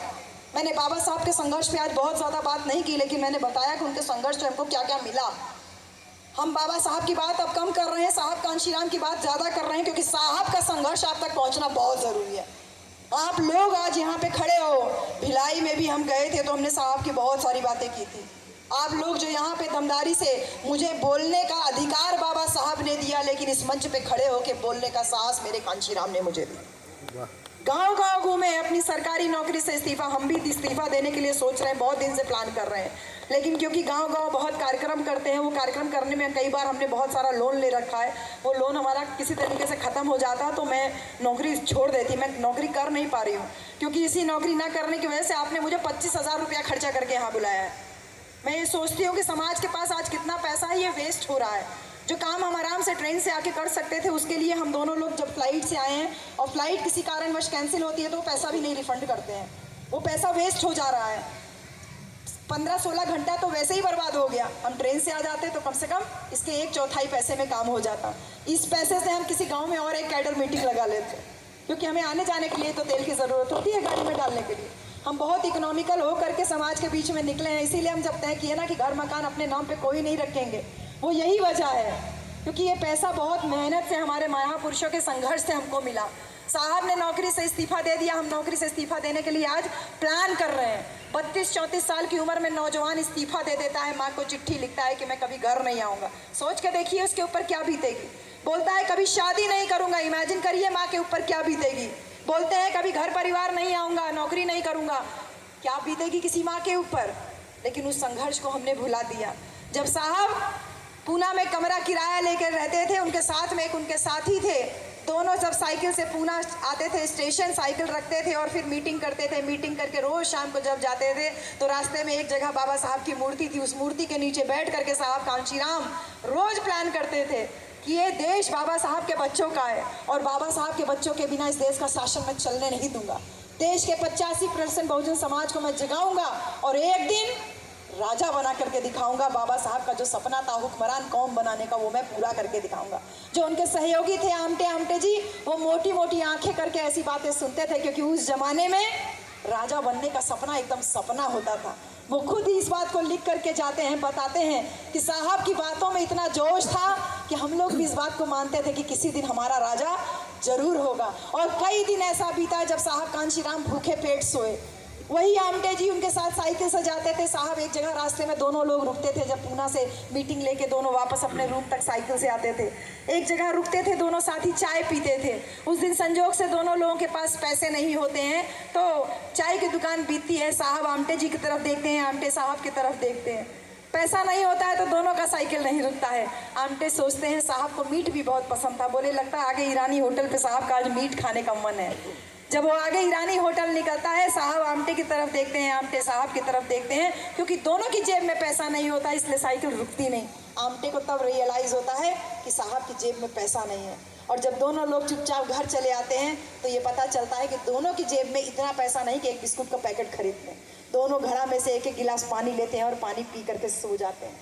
ऐसे तमाम रातें साहब कांशीराम ने भूखे प्यासे बिताई हैं। मैंने तमाम दिल्ली के लोगों से मुलाकात की, इतना दिल भर आता उनकी बातें सुन करके कि साहब सोचते थे कि आज आपने मुझे एक होटल में रुकवाया हुआ है, उस होटल में मैं जो चाहूँ अपनी पसंद का खा सकती हूँ। इतना कष्ट होता है जब हम एक कॉफ़ी ऑर्डर करते हैं, चाय ऑर्डर करते हैं 90 रुपये का, खाना कुछ ऑर्डर कर दिया, अगर हमने बिरयानी ऑर्डर कर दिया 400-500 रुपये का बिरयानी, जब वो खाती हो ना तो ये लगता है कि साहब कितने दिन भूखा रहे होंगे। और साहब हमेशा इसी इंतज़ार में रहते थे कि शायद कोई कार्यकर्ता आज बोल दे कि साहब यही रुक जाओ। अगर गलती से कोई कह देता था कि साहब यही रुक जाओ, साहब उसके यहाँ रुक जाते थे, क्योंकि अगले दिन का ठिकाना नहीं होता था ना, क्योंकि पैसे नहीं होते थे कि पता नहीं कहीं कुछ खाने को मिलेगा कि नहीं मिलेगा। लेकिन आज कम से कम हमारे पेट तो भर रहे हैं, हमारे बच्चे अच्छे जगह पे रह रहे हैं, तो हम लोगों ने सोचा कि पूरी व्यवस्था परिवर्तन हो चुका है। साहब का जो सामाजिक चिंतन था वो तो पीछे छूट गया ना मेरे भाई, वो पूरा चिंतन छूट गया। साहब ने कहा कि मैं ये संघर्ष कर रहा हूँ किस लिए, तुमको एहसास कराने के लिए कि तुम 100 में 85 हो। नारा दिया साहब ने, जिसकी जितनी संख्या भारी उसकी उतनी हिस्सेदारी। जब साहब ये कहते हैं जिसकी जितनी संख्या भारी उसकी उतनी हिस्सेदारी, तो साहब का क्या मतलब है कहने का? तुम 100 में 85 हो, तुम्हारा राजा होना चाहिए। लेकिन हम जातियों में बटे हुए हैं, इसलिए जो मनुवादी व्यवस्था के लोग हैं, जो 15% है, वो हमारी खोपड़ी पे बैठ के राज करते हैं। क्योंकि हम आपस में लड़ते हैं ना। महार कहेगा चमार से मैं तुझसे ऊंचा, चमार से धोबी कहेगा तू कैसे ऊंचा, तुझसे ऊंचा तो मैं, धोबी से पासी कहेगा तू कैसे ऊंचा, तुझसे ऊंचा तो मैं। अब तो ये तमाम पंथ बन गए हैं, चाहे सतनामी पंथ हो, चाहे रविदासिया धर्म संगठन के लोग हों, ये तमाम संगठन हमारे बीच में बना दिए गए जिससे हम और ज्यादा टुकड़ों में टूटते चले जाएं। वो 15% खोपड़ी पे बैठ के राज कर रहा। साहब इसी व्यवस्था को तोड़ना चाहते थे और ये कहते थे कि ये व्यवस्था तभी टूटेगी जितना ज्यादा से ज्यादा ऐसे जागरूकता के कार्यक्रम लगातार चलते रहेंगे गाँव में। साहब ने कहा वोट से लेंगे सीएम पीएम, आरक्षण से लेंगे एसपीडीएम। आरक्षण अधिकार है हमारा, उससे इनके जैसे बड़े बड़े अधिकारी बनाएंगे, और वोट का अधिकार जो दिया उससे अपना सीएम और पीएम बनाएंगे। कहते हैं अपने वोट को अपनी बेटी की इज्जत के बराबर समझना, ये हमने साहब कांशीराम से सीखा। अपने वोट को कभी मत बेचना। लेकिन हम कितने निर्लज्ज हो गए, कितने बेशरम हो गए, कितने स्वार्थी हो गए, कितने दलाल हो गए, कितने चमचे हो गए, कितने भड़ुए हो गए कि अपनी बेटी की इज्जत को एक एक पौआ दारू के बराबर बना दिया। ये अपनी बेटी की इज्जत को एक एक टिकट पे बेच दिया कि इधर से टिकट नहीं मिल रहा है तो नाराज हो गए, चले दूसरी पॉलिटिकल पार्टी ने टिकट दे दिया, हम उधर चले गए। अरे बाप नाराज होके कुछ बोल देता है तो क्या अपना घर बदल लेते हो या अपना बाप बदल लेते हो? यहाँ तो पूरी सामाजिक व्यवस्था ने अपने बाप ही चेंज कर दी है, माँ चेंज कर दी है। सब लोग उंगली उठा रहे हो, लेकिन यहाँ जितने लोग बैठे हो हम भी उंगली उठाते हैं, लेकिन जो क्रिटिसाइज करने वाला मैटर होता है वहीं तक। लेकिन जब ये देखते हैं कि जिसके ऊपर हम उंगली उठा रहे हैं कि उनकी वजह से गड़बड़ी हो रही है, तो खुद से प्रश्न करती हूँ कि वो टूटी चप्पल पहन के चली होगी, फटा हुआ कपड़ा पहन के चली होगी, उसको भी तो माँ याद आई होगी ना, उसको भी तो अपना परिवार याद आया होगा ना। तब तो उसका साथी कोई नहीं था। वो एक जीप, टूटी हुई जीप का इंतजाम करने के लिए कितना परेशान रही होगी, रोज बस में ट्रेवल करती रही होगी कि आज वो चार्टर्ड प्लेन से घूम रही है, वो सबको दिखाई दे रहा है। तब ये प्रश्न आता है कि मैंने अपने घर की बहन बेटियों को क्यों नहीं तेरे जैसा बनाया, क्यों नहीं संघर्ष करना सिखाया? अगर एक बेटी उसके जैसी तैयार कर देते तब तो उसके ऊपर उंगलियां उठा सकते थे। साहब ने अपनी पूरी विरासत एक औरत को सौंप दी और उसी पे हम उंगली उठाना शुरू कर दिए।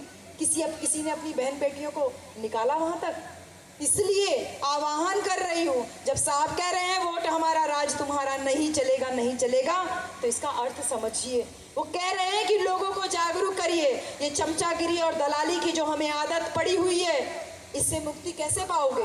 जब तक लोगों को जागरूक नहीं करोगे, जब तक उनको उनके वोट के अधिकार के प्रति जागरूक नहीं करोगे। और इससे लड़ने का रास्ता 3 तरह से बताया, एक सामाजिक तरीका, दूसरा राजनीतिक तरीका और तीसरा सांस्कृतिक तरीका। सामाजिक तरीका में ये आ रहा है जैसे आज हम सारे लोग इकट्ठा हुए हैं और लगातार हम लोग गाँव-गाँव मीटिंग कर रहे हैं। दूसरा बोला पॉलिटिकल मूवमेंट साहब ने कि वोट का अधिकार कैसे इस्तेमाल करना है, वो ताकत दी। और तीसरा जो परमानेंट सोल्यूशन साहब ने बताया वो सांस्कृतिक परिवर्तन था। सांस्कृतिक परिवर्तन कैसे? मेरी शादी बौद्ध धर्म से हुई। मेरी शादी बौद्ध धर्म से हुई। जब मेरी शादी बौद्ध धर्म से हुई थी, मुझे बौद्ध धर्म का ABCD नहीं पता था। मैं बाबा साहब को तो जानती थी, लेकिन बुद्ध को मैं केवल लाइट ऑफ एशिया जानती थी। उतना तक ही मेरा ज्ञान सीमित था। लेकिन खूब लांगा वांगा पहन के बैठी थी, खूब चूड़ा उड़ा, चूड़ी उड़ी, टीका उका सब तनका मनका सब पहना के बैठी थी। जानकारी नहीं थी इसलिए पहन के बैठे थे। लेकिन जब भंते जी का प्रवचन सुनते गए, माइंड परिष्कृत होता गया, बुद्ध और उनका धम्म पढ़े तो सारी बातें क्लियर हो गई। हमारी शादी बौद्ध धर्म से हुई। लेकिन आप में से किसी ने, जो लोग भी कहते हैं अपने आप को बुद्धिस्ट, आपको लोगों को देख करके कोई भी कह सकता है किसका आदमी जिंदा है, किसका आदमी जिंदा नहीं है। आप लोगों को देख के कह सकते हैं। यहाँ आदमियों में किसी आदमी को देख के आप बता सकते हैं किसकी औरत जिंदा है, किसकी नहीं, किसकी शादी हुई है, किसकी नहीं। लेकिन मैं और हम दोनों पति पत्नी को आप देख के कह सकते हैं कि हम वो समानतावादी विचारधारा जो भगवान बुद्ध की थी, जो बाबा साहब की थी, जो साहब कांशीराम चाहते थे, सांस्कृतिक परिवर्तन हम उसको कर पाने में संभव रहे। शादी के बाद सिंदूर आदमी को क्यों नहीं पहनाया जाता? कभी सोचा आप औरतों ने इस बात को? शादी के बाद बिछुआ केवल हम क्यों पहनती है, ये क्यों नहीं पहनते? शादी के बाद मंगलसूत्र केवल हमने क्यों पहना? इनको भी तो पहनना चाहिए। समाज में पता तो चलना चाहिए लड़के की भी शादी हुई है। लेकिन हमें देख करके आप ये कह सकते हैं कि शादी के बाद ना सिंदूर मुझे पहनाया गया, ना मेरे पति को पहनाया गया। बिछुआ ना मैंने पहना, ना मेरे पति ने पहना, मंगलसूत्र ना मैंने पहना, ना मेरे पति ने पहना। मैं चाहूँ तो सोने का भी चूड़ी पहन सकती हूँ, मेरा पति चाहे सोने का कड़ा पहन सकता है, लेकिन न कड़ा मैंने पहना ना मेरे पति ने पहना। ये सांस्कृतिक परिवर्तन साहब कांशीराम चाहते थे कि अपने दुश्मन को पहचानिए। कल ईद थी, हम सुबह का कार्यक्रम हमारा मऊ जिले उत्तर प्रदेश में था, जिसको मुख्तार अंसारी के जिले के नाम से जाना जाता है। शाम का कार्यक्रम मेरा अंबेडकर नगर जिले में था, जो साहब कांशीराम ने बसाया अपनी सरकार बनाने के बाद। वो जिला साहब कांशीराम ने बनाया, अंबेडकर नगर जिला, जिस जिले की मैं हूँ बेसिकली रहने वाली। शाम को उसमें था और दिन भर हम लोग जब 2 जिलों में बारी बारी से आए गए तो ईद थी, तो अलग से ईद वाले नज़र आ रहे थे। सब सफ़ेद रंग का, सारे आदमी कुर्ता पहने और सफ़ेद सफ़ेद टोपी लगाए हुए। इनमें से कितने आदमी दिखाई देते हैं कि जिस दिन बुद्ध पूर्णिमा होती है उस दिन अलग से दिखाई दें। सफ़ेद कपड़ा आप भले पहन लेते, लेकिन अपनी सांस्कृतिक पहचान कितने लोग उस दिन पूरा दिन हम लोग डाल के घूम पाते हैं? एक दिन नहीं घूम पाते। वो रोज़ाना सुबह 5 बजे टोपी लगा करके मस्जिद में नमाज अदा करें। ये सांस्कृतिक परिवर्तन साहब कांशीराम चाहते थे कि अपने प्रतीक स्वीकार करिए जो अपने प्रतीक हैं, और खंडन करिए उन सारे प्रतीकों का जिन लोगों ने हमें गुलामी बना रखी है। यहाँ खड़े होकर के मंच पे मैंने बहुत लोगों को ऐसे भी बोलते हुए सुना है, जय भीम बोल रहे हैं, भगवान बुद्ध की बात बोल रहे हैं, तभी फ़ोन में रिंगटोन बजती है और रिंगटोन में गायत्री मंत्र का जाप बजने लगता है। अच्छे अम्बेडकरवादियों की पोल खुल जाती है तो चेंज क्यों नहीं कर देते हो? ये काम तो तुम कर सकते हो ना। मैं ये नहीं कहती कि मेरी तरह प्रतिज्ञा ले लो, घर नहीं जाओगे, परिवार नहीं बसाओगे, पैसा रुपया नहीं कमाओगे, लेकिन इतना छोटा तो काम कर सकते हो। अपने वॉलपेपर तो चेंज कर सकते हो, अपने प्रतीक चिन्हों को तो चेंज कर सकते हो। बहुत लोगों का फ़ोन का वॉलपेपर भी मैंने देखा है, वो वॉलपेपर कैसा लगा होता है, उनके पसंद के देवताओं का लगा होता है। मेरी अपनी स्टूडेंट एक ओबीसी बिरादरी की है, अभी हमने जो स्टूडेंट एक नया लिया है रिसर्च में, उसके जब वॉलपेपर देखा मैंने कहा बाबू ये क्या है? तो कह रही है मेरी मम्मी ने कहा सुबह उठ के भगवान का फ़ोटो देखना है, तो मैं भगवान को देखती हूँ। मैंने कहा अच्छा है, वो तेली बिरादरी की ओबीसी में। मैंने कहा कोई बात नहीं, क्योंकि वो अभी एकदम ज़ीरो थी, उसको बुद्धिज़्म पे पीएचडी का टॉपिक दिए, बुद्ध को पढ़ रही है, बुद्ध और उनका धम्म पढ़ चुकी, एनिहिलेशन ऑफ कास्ट पढ़ रही है। अब उसने एक दिन आई, उससे मुलाकात हुई, उसका डीपी चेंज हो गया, उसका डीपी भगवान बुद्ध का लग गया। मुझे कुछ कहने की ज़रूरत ही नहीं पड़ी। ये सांस्कृतिक परिवर्तन चाहते थे कि हम ज़बरदस्ती नहीं करेंगे उसके साथ। मैं उसको डांटती, कुछ कहती तो शायद वो मेरे एंटी हो जाती कि पता नहीं कैसी प्रोफेसर से पाला पड़ा है, लेकिन उसको डाइवर्ट करने का जो तरीका था वो प्रतीक हमें चेंज करने हैं। जैसे वो प्रतीक आपका कोई भी होता है, कहते हैं अहिर को तो कुछ आता ही नहीं है, ये मुहावरा बन गया है ना। औरतों की बुद्धि घुटने में होती है, क्यों औरतों की आदमियों की बुद्धि घुटने में नहीं होती है? ये मुहावरे बन गए ना, औरतों को कुछ नहीं आता, औरतों का ये जो मुहावरे बने, ये मुहावरों से तो हम ऊपर उठ सकते हैं ना, उन प्रतीकों से, उन चिन्हों से। ये प्रतीक ही है, ये मुहावरे, ये शब्द। जैसे शब्द कैसे होते हैं, अरे साला, साले को मारे तो सही हो जाए। साला क्या होता है? साला मतलब आप बीवी के भाई को गाली दे रहे हो ना। बहुत छोटा सा शब्द है, इतना सामान्य शब्द है कि एक छोटा सा लड़का भी साला पैदा होने के जब तक बोलना सीखता है वो भी साला बोलना सीख जाता है। इतना कॉमन शब्द हो गया है कि बीवी का भाई गाली का पर्याय हो गया है। कभी किसी औरत के मुंह से सुने साले देवर तेरी ऐसी तैसी, बोल सकते हैं ना हम। जैसे आप दारू पीते हैं, सोचते हैं मेरा बहुत कष्ट होता है, अरे बहुत थकान हो गई है। हमें नहीं होती थकान, तुम तो खाली नौकरी करके आते हो। सुबह से शाम घर में काम हम करें, बाहर नौकरी करें, बच्चे हम सब पढ़ाएं, उसके बाद शाम को बच्चों को पढ़ाएं, और थकान तुमको हो जा रही है। सोचो जरा हम भी दारू पीने लगे तब तुम्हारा क्या होगा? हम तो अंग्रेजी वाला पी सकते हैं, हम तो प्रोफेसर है ना, बहुत अच्छा सैलरी मिलता है, हम तो रोज अंग्रेजी वाला पी सकते हैं, दोनों पति पत्नी मिल के पी सकते हैं। सोच के देखिए वो व्यवस्था जिस दिन औरत ने पीना शुरू कर दिया तब तुम्हारा क्या होगा? ये चीज़ तो चेंज कर सकते हैं ना हम, ये तो हमारे बस में है ना। बाबा साहब ने इतनी बड़ी प्रतिज्ञा ली, मैं हिंदू में पैदा हुआ, मेरे बस की बात नहीं थी, हिंदू मरूंगा नहीं, ये मेरे बस की बात है। उन्होंने संभव करके दिखाया। आप कह दो मैंने दारू पिया, मेरे बस की बात नहीं थी, लेकिन मैं आज के बाद दारू नहीं पीऊंगा, ये मेरे बस की बात है। कर नहीं सकते हो? मैं साला बोलता था, मेरे बस की बात नहीं थी, आज मुझे ज्ञान हो गया, आज के बाद मैं अपने साले को गाली का पर्याय नहीं बोलूंगा, उसको बीवी का भाई बोलूंगा, साला शब्द ही अपने शब्दकोश से मिटा दूंगा। ये मैं कर सकता हूँ, ये मैं करूंगा। छोटा सा कर नहीं सकते हो? ये वही परिवर्तन है जो चाहते थे साहब समाज में आए, अपने प्रतीकों को, अपने मुहावरों को, अपने शब्दों को चेंज करना। और वो तमाम परंपराएं जो हमको सड़ा गला होने का एहसास कराती हैं। क्या परंपराएं? कि हम बिंदी नहीं लगाएंगे, सिंदूर नहीं पहनेंगे तो हम सुंदर नहीं लगेंगे। अगर हम बुद्धिस्ट हैं तो हमको उन समण महिलाओं की तरह आचरण करने की क्या जरूरत है? और आप लोग भी टीका लगा के घूमते हो, तमाम तरीके का धागा वागा बांध के घूमते हो, वो परंपराओं को चेंज क्यों नहीं कर देते हो? रिटायर हो गए, गांव में पहुंच गए, तो गांव में रिटायर्ड आदमी नौकरी वाले का क्या काम है? उसके घर की शादी में कितना दहेज चढ़ा? लड़का आईएएस है तो उसको कम से कम 3 करोड़ दहेज मिलना चाहिए, तुझे 1 ही करोड़ में निपटा दिया गया। ये रिटायर आदमी गांव में कर रहा है। जो परंपराएं तोड़ी जानी चाहिए थी वो खुद उन परंपराओं को स्थापित करने का काम कर रहा है। लड़का चपरासी है तब भी 15 लाख से कम तो शादी होएगी ही नहीं भैया। हमारे ज़माने में तो ये होता था। ये रिटायर आदमी हमारा कर रहा है। उनका रिटायर्ड आदमी क्या कर रहा है? उनका रिटायर्ड आदमी सुबह और शाम हाफ पैंट पहन करके 5 बजे उठ रहा है। हमारा रिटायर्ड आदमी 7 बजे 8 बजे सो के उठता है और उसके बाद दिन भर मठाधीशी करता है। वो उठ करके जा रहा है, विचारधारा को स्थापित करने का काम कर रहा है, इधर उधर घूम रहा है, चौराहे सट्टी पे चाय पीता है और कहता है कि जिसने इतने बड़े बड़े झूठ बोले वो देश का सबसे बड़ा आदमी है, वो सबसे अच्छा आदमी है। और अब की बार फिर वही सरकार वो ये नारे देता है, हमारे घर में घूम घूम करके, हम लोग के आसपास घूम करके हम उसका बात सुनते हैं। क्यों नहीं तोड़ देते इन सारी परंपराओं को जो आपने ओढ़ के रखी है? एक गांव का उदाहरण मैं आपको दूंगी। हम लोग आजमगढ़ में ज़्यादा काम करते हैं, आजमगढ़ अम्बेडकर नगर में। आजमगढ़ में एक गाँव है छोटा सा, महाराजगंज नाम है जगह का। महाराजगंज में एक छोटा सा गाँव है अक्षयवट। उसका एक प्रधान है एकदम अनपढ़, उसका नाम भी है भिलखावन। भिलखावन का मतलब होता है गंदा, एकदम अनपढ़ है। तो उन्होंने कहा कि मैं पढ़ा लिखा नहीं हूँ, कोई हाई स्कूल की मार्कशीट पर तो नाम, उन्होंने अपना नाम इंद्रजीत रख लिया है, तो उनको हम लोग इंद्रजीत प्रधान बोलते हैं। वो प्रधान जी हमारे तमाम कार्यक्रमों में गए, इतना प्रभावित हुए, इतना विचारधारा से प्रभावित हुए कि 4 दिसंबर को उनका बेटा ख़त्म हो गया। नौजवान लड़का 32 साल का, किडनी फेल हो गया।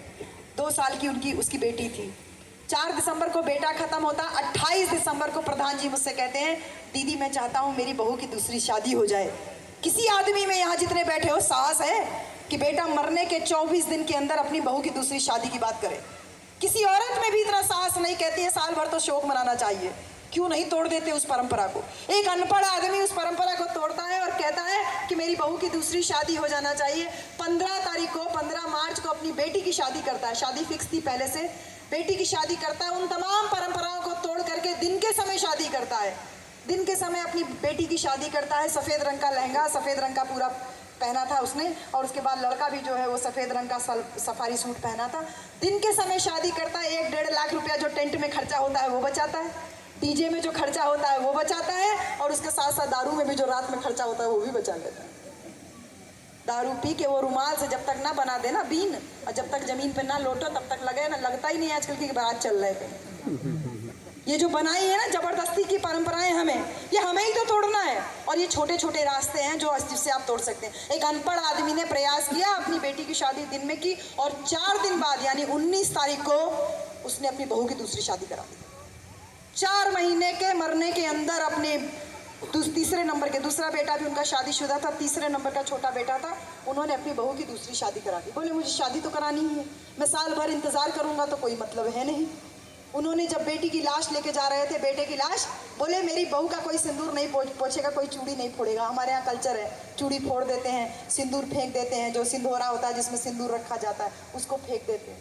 वो कल्चर उन्होंने त्याग दिया। जैसे बेटा गया, बोले कुछ नहीं होगा, और वो नहीं कुछ हुआ। देखिए 4 महीने के अंदर अपनी बहू की बेटी बना करके दूसरी शादी कर दी, बिना सिंदूर और बिना मंगलसूत्र के। अब वो बहू उन्हीं के घर में रह रही, कहे कि अब मैं सिंदूर भी नहीं पहनवाऊंगा ना मंगलसूत्र। अपनी बेटी में भी सिंदूर मंगलसूत्र का बहिष्कार किया, और वही काम उन्होंने अपनी पुत्र वधू के लिए किया। तो क्यों नहीं तोड़ते हो? एक अनपढ़ आदमी तोड़ सकता है, तुम क्यों नहीं तोड़ सकते हो? क्यों दिखाने की ज़रूरत है कि तुम अधिकारी हो? तो जब तक खूब लाइट लगदग नहीं होगा। अरे तुम अधिकारी हो तो तुमको और साधारण शादी करनी चाहिए, जिससे बाकी लोग तुमसे सीखे कि देखिए फलाने अफसर का बेटा था, कितना साधारण शादी, ऐसे शादी होनी चाहिए। वो पैसा आप किसी और चीज़ में यूज़ कर सकते हो। वो पैसा हमारे जैसे तमाम लोग जो गांव में काम कर रहे हैं, आप उन गांव के लोगों को मदद कर सकते हो। हम अपने लिए पैसा नहीं कभी डिमांड करते हैं। क्यों नहीं आप उन त्योहारों को मनाना छोड़ देते हो जो पंचशील का पालन कराना नहीं सिखाते? फैशन में देखा है ये तमाम वक्ताओं की जिनकी आप बात कर रहे थे ना, बहुत अच्छे वक्ता हैं, ये लोग भी फैशन में कहते हैं बुरा न मानो त्यौहार है, फोटो लगा के फेसबुक पे पोस्ट करते हैं। इसीलिए मैं कह रही हूँ ना कि एक वक्ता और एक कार्यकर्ता में फ़र्क करना सीखिए, एक वक्ता और एक नेता में फ़र्क करना सीखिए बहन जी। अच्छा बोलने वाला ज़रूरी नहीं है कि समाज के उन सारे चीज़ों का जिसके खिलाफ वो बोल रहा है वो खुद उसका पालन ना करता हो। वो लगा करके फोटो, कह रहे हैं बुरा न मानो, त्यौहार है। हम कहते हैं बुरा मानते हैं, क्योंकि हम बुद्ध का पंचशील सिद्धांत धारण किए हुए। कहता है बुद्ध का तीसरा सिद्धांत पंचशील का, कामे सुमिच्छाचारा वेरमणि सिक्खापदम समाधियामि। पराया पुरुष या पराई स्त्री औरत और आदमी के लिए हराम है, मैं उसको गलत नज़र से नहीं देखूंगा। और ये कैसे लोग हैं जो गाल पे ऐसे लगाते हैं और कहते हैं बुरा ना मानो, त्यौहार है, हम बुरा मानते हैं। क्यों नहीं त्याग देते उन परंपराओं को? ये पंचशील को तोड़ने वाली तो बात है। आज हाथ गाल तक पहुंचे हैं, थोड़ी देर बाद कपड़े के अंदर तक पहुंच जाएंगे, कौन जानता है। वो सारे पर्वों को, वो सारे त्योहारों को जो आपके महापुरुषों को जला करके मनाया जाता है, तोड़ने की जरूरत है ना? ये हम ही तो तोड़ेंगे।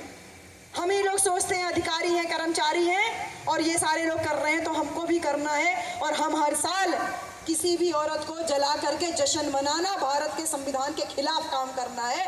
अगर आप संविधान को बनाने वाले में विश्वास रखते हो, अगर आप संविधान में विश्वास रखते हो, तो किसी भी औरत को हर साल जलाए जाने में आपको विश्वास और आस्था नहीं होनी चाहिए।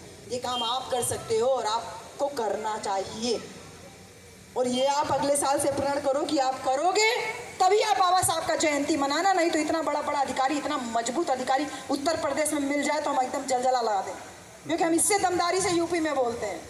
क्योंकि यूपी में हर एक चीज़ का पर्यायवाची बन गया है। बोलते हैं जय श्री राम, जय श्री राम, जय श्री राम। अरे जय श्री राम आज आतंक का पर्यायवाची बना दिया गया है। अभी नवरात्र के दिन में बहुत सारी रैलियां निकली सर, मस्जिद के आगे खड़े होकर के जय श्री राम के नारे लगाए इन्होंने। ये कैसा नारा है भाई? राम में आस्था रखने वाले राम को आतंक का पर्यायवाची बना रहे हैं। अभी अतीक को मार दिया गया, अशरफ को मार दिया गया। पता है आपको बहन जी, 2 गुंडा थे, मवाली थे, माफिया थे, उनको मारना था लेकिन कानूनी तरीके से मारना था। उनको हिरासत में ही लिया गया। वो लेके जा रहे हैं मेडिकल पे, उनको आ रहे हैं 4 लोग गुंडे आतंकवादी, वो आ रहे हैं, उनको गोली मार रहे हैं, पुलिस पीछे हट जाती है।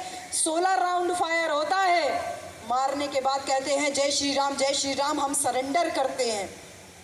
इन नारों से भी तो परहेज करना चाहिए। कौन परहेज करेगा? जो नारे आतंक का पर्यायवाची बन जाएं, उन नारों से भी तो आपको परहेज करना है। और वही नारे जब लेकर के झंडा घूमते हैं तो आपको पंचशील और नीला और भारत के झंडे के अलावा किसी और झंडे में कोई आस्था नहीं होनी चाहिए।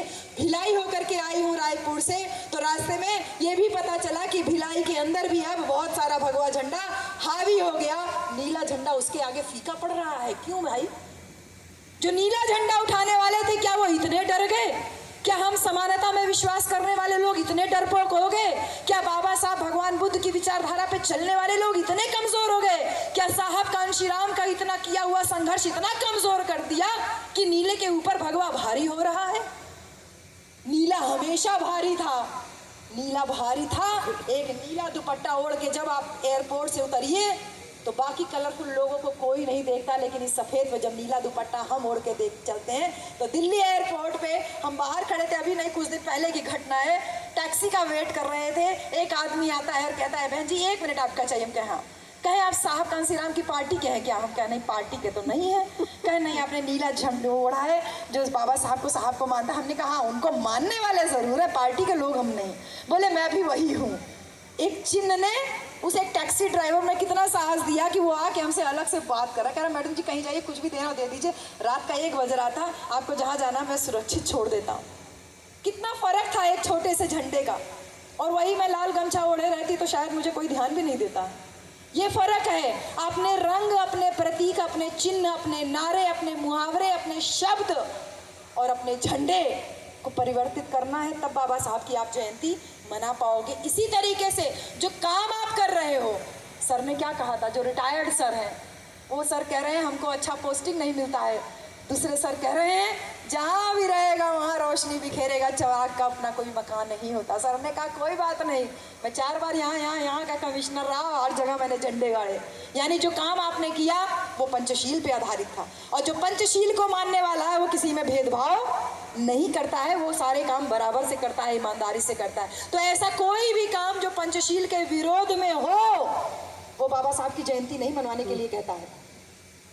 अगर आप बाबा साहब का जयंती मनाते हो, अपने आप को सरकारी नौकर कहते हो, तो वो तमाम काम जो पंचशील के विरोध में वो आपको छोड़ने चाहिए। उसमें सबसे बड़ा काम था वो नशा की, जो मैं बात कर रही।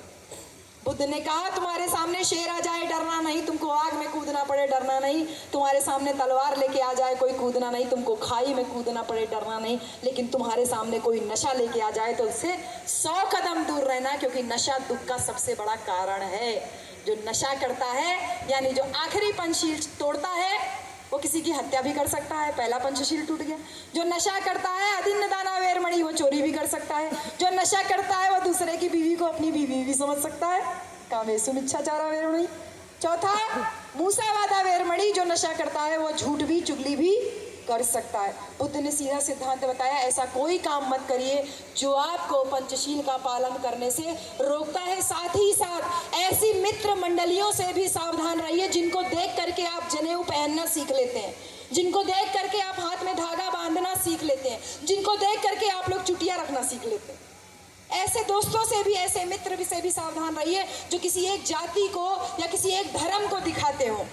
ऐसा साथी बनाइए जो पंचशील में, तर्कवादी सोच में, बुद्धवादी सोच में, समानतावादी सोच में, संविधानवादी सोच में विश्वास रखता हो। ऐसा दोस्त मत बनाओ कि सामने तुम्हारे हाँ करता रहे, जी हजूरी करता रहे और पीछे वो संविधान को ना मानने वाला हो, वो आरक्षण का विरोध करता हो।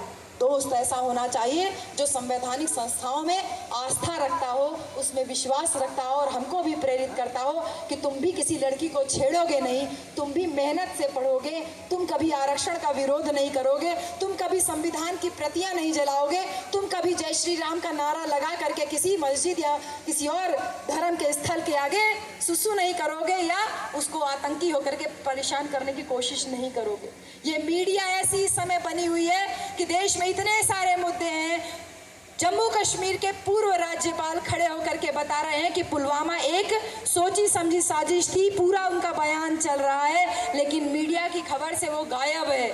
और मीडिया में क्या दिखाया जा रहा है? मीडिया से यह भी गायब है कि माननीय जो गृह मंत्री हैं उनकी सभा में 11 लोग बेहोश हो जाते हैं और बेहोश होकर धूप की वजह से मर जाते हैं, वो गायब है। मीडिया में अतीक का पेशाब ज्यादा इंपॉर्टेंट है 11 लोगों की मौत से। अतीक सुसु कर रहा है, उसके सुसु का लाइव वीडियो दिखाया जा रहा है। ये क्वालिटी है मीडिया, न्यूज़पेपर और चैनल्स की। और आप किस गफलत में जी रहे हो? आपके सामने एक अच्छा, एक मॉडर्न इंडिया का एक सीन पेश किया है। अच्छे दिन आएंगे, हमारे अच्छे दिन संविधान के चल रहे हैं, हमें इससे अच्छे दिन नहीं चाहिए थे। भारत का संविधान जब तक है हमारा अच्छा दिन बना रहेगा। संविधान में आस्था रखना ही अच्छे दिन को लाना है।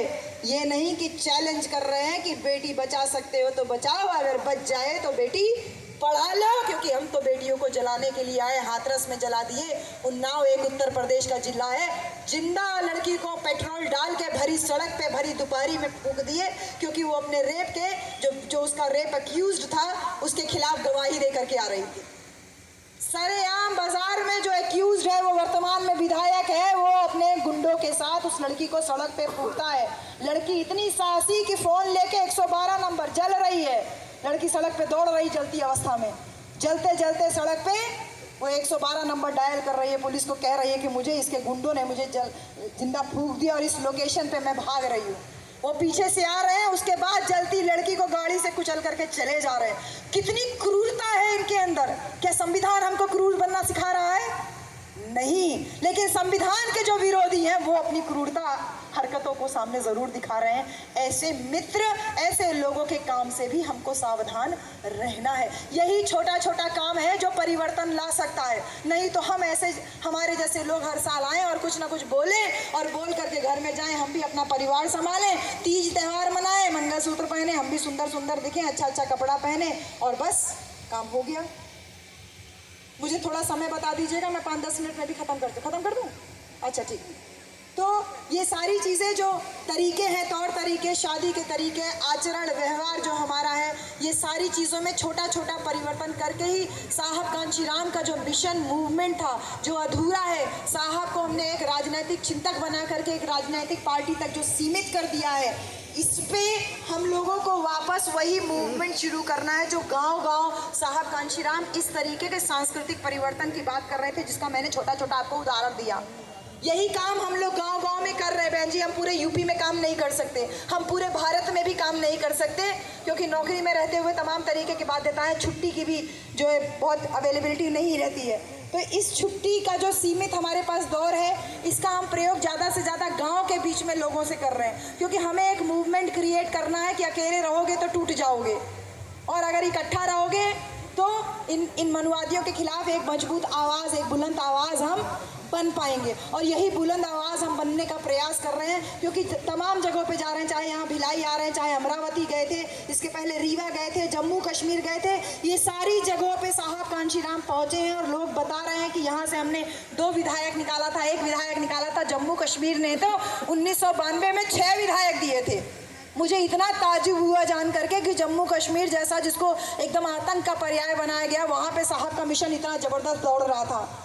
वो चेतना थी साहब का, जो बात था कि राजनीति चले ना चले, सरकार बने ना बने, सत्ता मिले ना मिले, सामाजिक परिवर्तन की गति कभी रुकनी नहीं चाहिए। वही सामाजिक परिवर्तन की गति को हम वापस शुरू करने का उत्तर प्रदेश में प्रयास कर रहे हैं, और जगह जगह जहाँ जहाँ जाते हैं वहाँ आप सारी औरतों को ये बातें समझाते हैं कि समय अब बहुत खतरनाक चल रहा है। ये जो शासन सत्ता में लोग बैठे हैं, इनके पास बच्चे नहीं हैं, इनके पास घर परिवार नहीं है, और ये उस व्यवस्था के पोषक हैं जहां औरतों को जिंदा जलाया जाता था, जहां आदमियों को हुक फंसा करके तड़पा तड़पा के मारा जाता था। ये वही दौर वापस लाना चाहते हैं, और इस दौर को वापस लाने में जो सबसे बड़ा रोड़ा है, जो सबसे बड़ा खंभा है, वो भारत का संविधान है।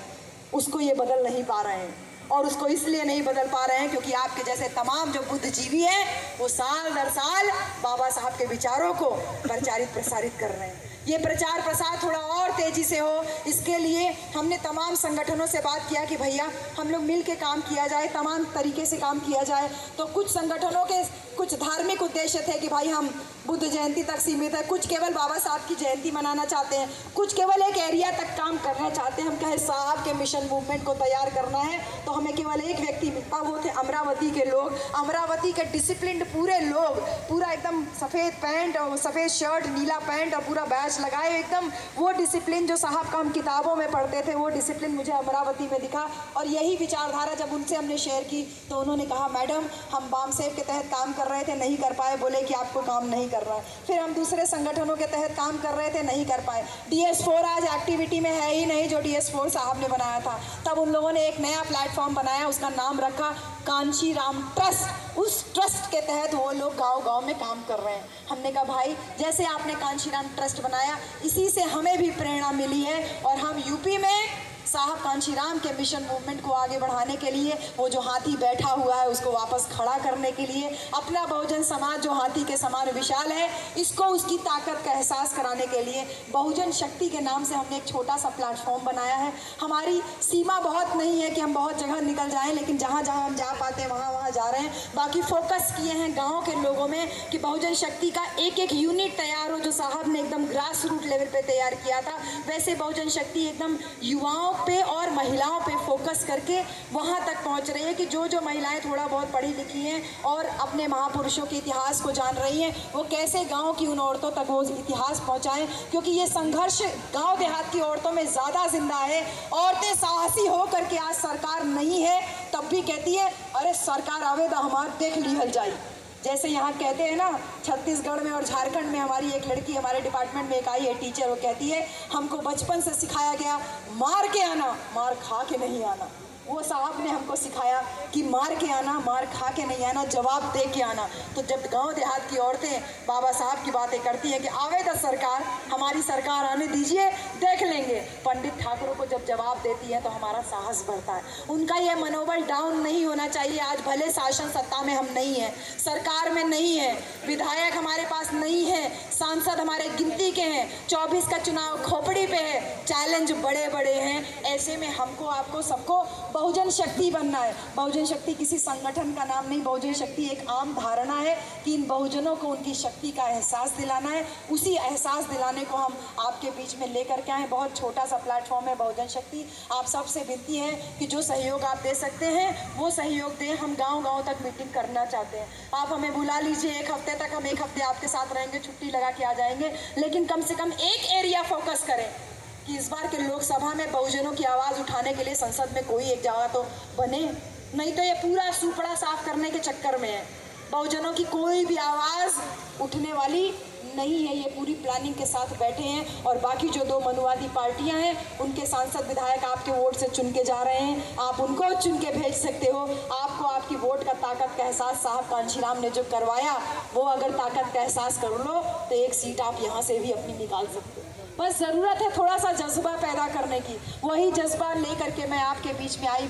मेरे भाई लोग, मेरी बहन लोग, समय ज़्यादा हो गया इसलिए बस यही बात कहूँगी कि जो बाबा साहब का शब्द था कि इस कारवां को आगे मत ले जा पाना, इसको वहीं छोड़ देना। और जब बाबा साहब ये कहते हैं कि देश की आज़ादी में और देश में रह रहे लोगों की आज़ादी में बहुत फ़र्क है, तो आपको तय करना है कि आप किन लोगों के साथ में हैं। वो लोग जो आपके देश की संपत्ति बेच दे रहे हैं, देशभक्ति के नाम पे मुसलमानों के खिलाफ नफरत का माहौल पैदा कर रहे हैं, या फिर उन लोगों के साथ में हैं जो चाहते हैं कि देश का संविधान जिंदा रहे, देश का संविधान बना रहे और इस संविधान को बचाने में भले उनको जेल हो जा रही है लेकिन तब भी वो अपनी आवाज़ चुप करके नहीं बैठे। तो आपको मानवतावादी और मनुवादी विचारधारा में से, दो विचारधारा में से एक विचारधारा को चुनना है बहन जी। दो पाँव पे, दो नावों पे पाँव रखोगे तो डूब जाना तय है। और तुम्हारा तो जिंदगी बीत गया भैया, हमारा भी जिंदगी बीत गया, लेकिन जो बच्चे आपने पैदा करके छोड़ रखे हैं, जिनके पास अब सरकारी नौकरी भी नहीं है और किसी भी दिन प्राइवेट नौकरी से निकाल के बाहर किए जा सकते हैं, उनके भविष्य का क्या होगा? अगर ये सोचते हो तो बाबा साहब और मान्यवर कांशीराम साहब के उस मिशन को फिर से स्टार्ट करने के लिए जो हम लोग प्रयास कर रहे हैं वो काम शुरू कीजिए। पहले खुद को बदलिए, फिर उसके बाद बाहर परिवर्तन की बात कीजिए। हमने परिवर्तन पहले खुद में किया। मेरे परिवार की कोई भी स्त्री, चाहे मेरी भाभी हो, चाहे मेरी दीदी हो, चाहे मेरी माँ हो, वो कोई भी ऐसा प्रतीक नहीं धारण करती जिससे किसी और धर्म का उनको होने का जो है पता चले। वो रंगीन कपड़ा पहनती है, अच्छे से अच्छा कपड़ा पहनती है, सोने का चेन पहनती है, सोने का मंगलसूत्र पहनती है, लेकिन उस मंगलसूत्र में कभी भी कोई काला मोती का धागा नहीं दिखता। तो पहले स्वयं को बदलिए और उसके बाद निकल करके समाज में आगे आइए। जो आगे परिवर्तन साहब चाहते थे कि सत्ता वो चाबी है जिसके द्वारा हर दुखों को तोड़ा जा सकता है, खोला जा सकता है, लेकिन उसके पीछे साहब कहते थे सामाजिक परिवर्तन है जो सत्ता को स्थायी रख सकता है। उसी को स्थायी रखने के लिए आज हम प्रयास कर रहे हैं। राजनीति इतना तेजी से भाग रही है कि समाज की बात कोई नहीं कर रहा। हर एक व्यक्ति केवल राजनीति पे चिंतन करता है कि बहन जी ये कर देती, वो ये कर देते, ये कर देते तो सब ठीक हो जाता। राजनीति कोई जादू का छड़ी नहीं है कि सब कुछ खत्म कर देगा। राजनीति भले ना मिले, सत्ता मिले ना मिले, MP MLA बनो ना बनो, समाज तो हमेशा रहेगा ना। घर में आग लगती है तो पड़ोस का ही आदमी तो आता है बाल्टी लेके पानी बुझाने, नेता थोड़ी चल के आएगा। तो ये सामाजिक ताना बाना बना रहे। उत्तर प्रदेश में हम प्रयास कर रहे हैं कि जो बहुजनों की दो सबसे बड़ी पार्टियां हैं, अखिलेश जी और बहन जी, ये दोनों एक हो जाएं, एकजुट हो जाएं। इसके लिए हमने जनवरी से काम करना भी शुरू कर दिया है। हमने कहा ना हम सर कफन पे बांध के चल रहे हैं। हम चाह रहे हैं कि उत्तर प्रदेश, जिसको मनुवाद की गर्दन कहा जाता है, वो गर्दन हमेशा काबू में रहे। कल भी कार्यक्रम में बोलते बोलते बादल घिर आए थे, हल्का हल्का शुरू हो गई थी बूंदाबांदी। कोई दिक्कत नहीं है। हम बाबा साहब और भगवान बुद्ध के अनुयायी हैं। ये सब बहुत थोड़ा बहुत थपेड़ा है। 2 दिन से सोए नहीं हैं, पूरा दिन खाए नहीं थे। सिर्फ फ्लाइट मिल जाए, किसी तरीके से पहुंच जाए इसमें तो ना हमको भूख लगती है ना हमको धूप लगती है। साहब कहते थे अगर जिसे भूख लगे और जिसे धूप लगे वो मिशन नहीं चला सकता। हम सबसे पहले आकर के हमने थोड़ा सा पहले खाना ऑर्डर किया, 2 कप चाय पिया, तब हम आपके बीच में आकर के खड़े होकर के बोल रहे हैं। तो भैया हम जो कुछ कर रहे हैं, हम आपको एक उदाहरण आपके सामने प्रस्तुत कर रहे हैं। हम चाहते हैं ये उदाहरण यहाँ छत्तीसगढ़ में रायपुर कम से कम एक नज़ीर बन करके आगे आए। इसमें आप सबका सहयोग चाहती हूँ। मैंने बहुजन शक्ति का एक छोटा सा पर्चा छपवाया, अपनी सैलरी से ही काम क्योंकि कर रही हूँ, बहुत सीमित संसाधनों में कर रही हूँ, इसलिए उसको चना भूजा का वो बना के रोल बना के फेंक मत दीजिएगा। हर एक पर्चे का एक एक कीमत हमने दिया है, वो मैं पर्चे पति आप थोड़ा सा दे दीजिएगा लोगों को, जो 2 4 6 10 ही रख के लाई हूँ क्योंकि ट्रेवलिंग में बहुत सारा नहीं लेके आ सकते थे। तो एक विचारधारा आप तक पहुँच रही है। जुड़ के काम करेंगे तो एक बड़ा परिवर्तन 2024 में कुछ सीटों पे हम कर सकते हैं। हम अपना अस्तित्व बचाने पे लगे हुए हैं। हमारा टारगेट बीजेपी नहीं, हमारा टारगेट कांग्रेस नहीं, हमारा टारगेट हमारी विचारधारा है, जिसके ऊपर अस्तित्व का सवाल है, जिसको बचाना हमारे लिए सबसे बड़ा चैलेंज है, और उसी को लेके हम आपके बीच में आए हैं। सभी आयोजक टीम का बहुत धन्यवाद, जो ONGC में हमारे खापड़े सर के जो भी भतीजे या भांजे जो भी हैं, बेटे, अच्छा आपके बेटे हैं खापड़े सर के, आपका बहुत बड़ा सहयोग था हम यहाँ तक पहुँचे। तो खापड़े सर आपका विशेष धन्यवाद। खापड़े, हम लोग खापड़े, अच्छा गलत मैं बोल रही थी, ठीक है, खापड़े सर का विशेष जो योगदान है, आपको कोटि कोटि नमन, बहुत सारा धन्यवाद। और एक जोरदार मुझे बेटी बुलाने के लिए आपको बहुत सारा धन्यवाद सुरेंद्र जी।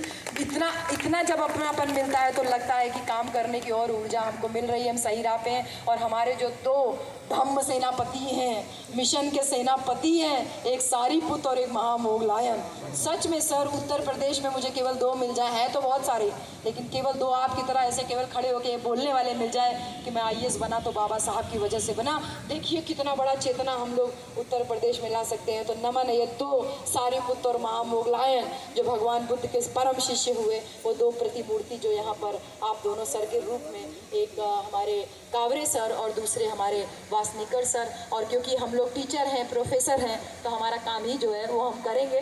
तो अपने प्रोफेसर सर को मैं धन्यवाद देती हूँ कि अगर जो भी समाज में गड़बड़ियाँ चल रही हैं, वो बातें करना उन सब पे ज़रूरी है, उंगली उठाना ज़रूरी है, आलोचना करना ज़रूरी, वो काम हम कर रहे हैं। लेकिन हाँ, ये कहूँगी कि आप सब लोग कार्यकर्ता बनिए। कार्यकर्ताओं की कमी है, चमचों ने इतनी ज़्यादा जगह ले ली है कि कार्यकर्ता जो अच्छे हैं वो छुप गए हैं। जैसे हमारी किरण मैडम है, जैसे मैडम आपका नाम मैं बोल रही हूँ, सिद्धू मैम, हाँ सिद्धू, आपका नाम इतना अच्छा था दिमाग में था, लेकिन सिद्धू मैम और हमारी किरण मैम और बाकी सारी मैम लोग भी, आप सब लोग एक बहुत अच्छे कार्यकर्ता थे उस समय। हमने देखा यही कार्यकर्ता बनने की ज़रूरत है, और हम एक छोटे से कार्यकर्ता के रूप में आपके सामने यहाँ मौजूद हैं। जब तक जिएंगे साहब के मिशन मूवमेंट को जिंदा रखने के लिए हम दोनों लोग चलेंगे। आप सबसे भी उम्मीद है कि कार्यकर्ता बन के इसको थोड़ा सा आगे बढ़ाइए। पूरी आयोजक टीम का जो विश्व रत्न बाबा साहब डॉक्टर भीमराव अम्बेडकर की जो कमेटी बनाई गई है, प्रबुद्ध महिला मंडल पद्मनाभपुर एवं सुभाष नगर प्रबुद्ध कल्याण समिति, दोनों के संयुक्त तत्वाधान में जो ये कमेटी बनी है, आप सभी साथी लोग जो हम लोग को काजू बादाम से लेकर के वहाँ से गाड़ी से ले आ रहे हैं, ये जो मंच जिन्होंने लगाया, टेंट जिन्होंने लगाया, जिनका माइक है, आप सभी लोगों को ढेर सारा धन्यवाद। सभी को जय भीम, नमो बुद्धाय, जय संविधान, जय कांशीराम। Thank you.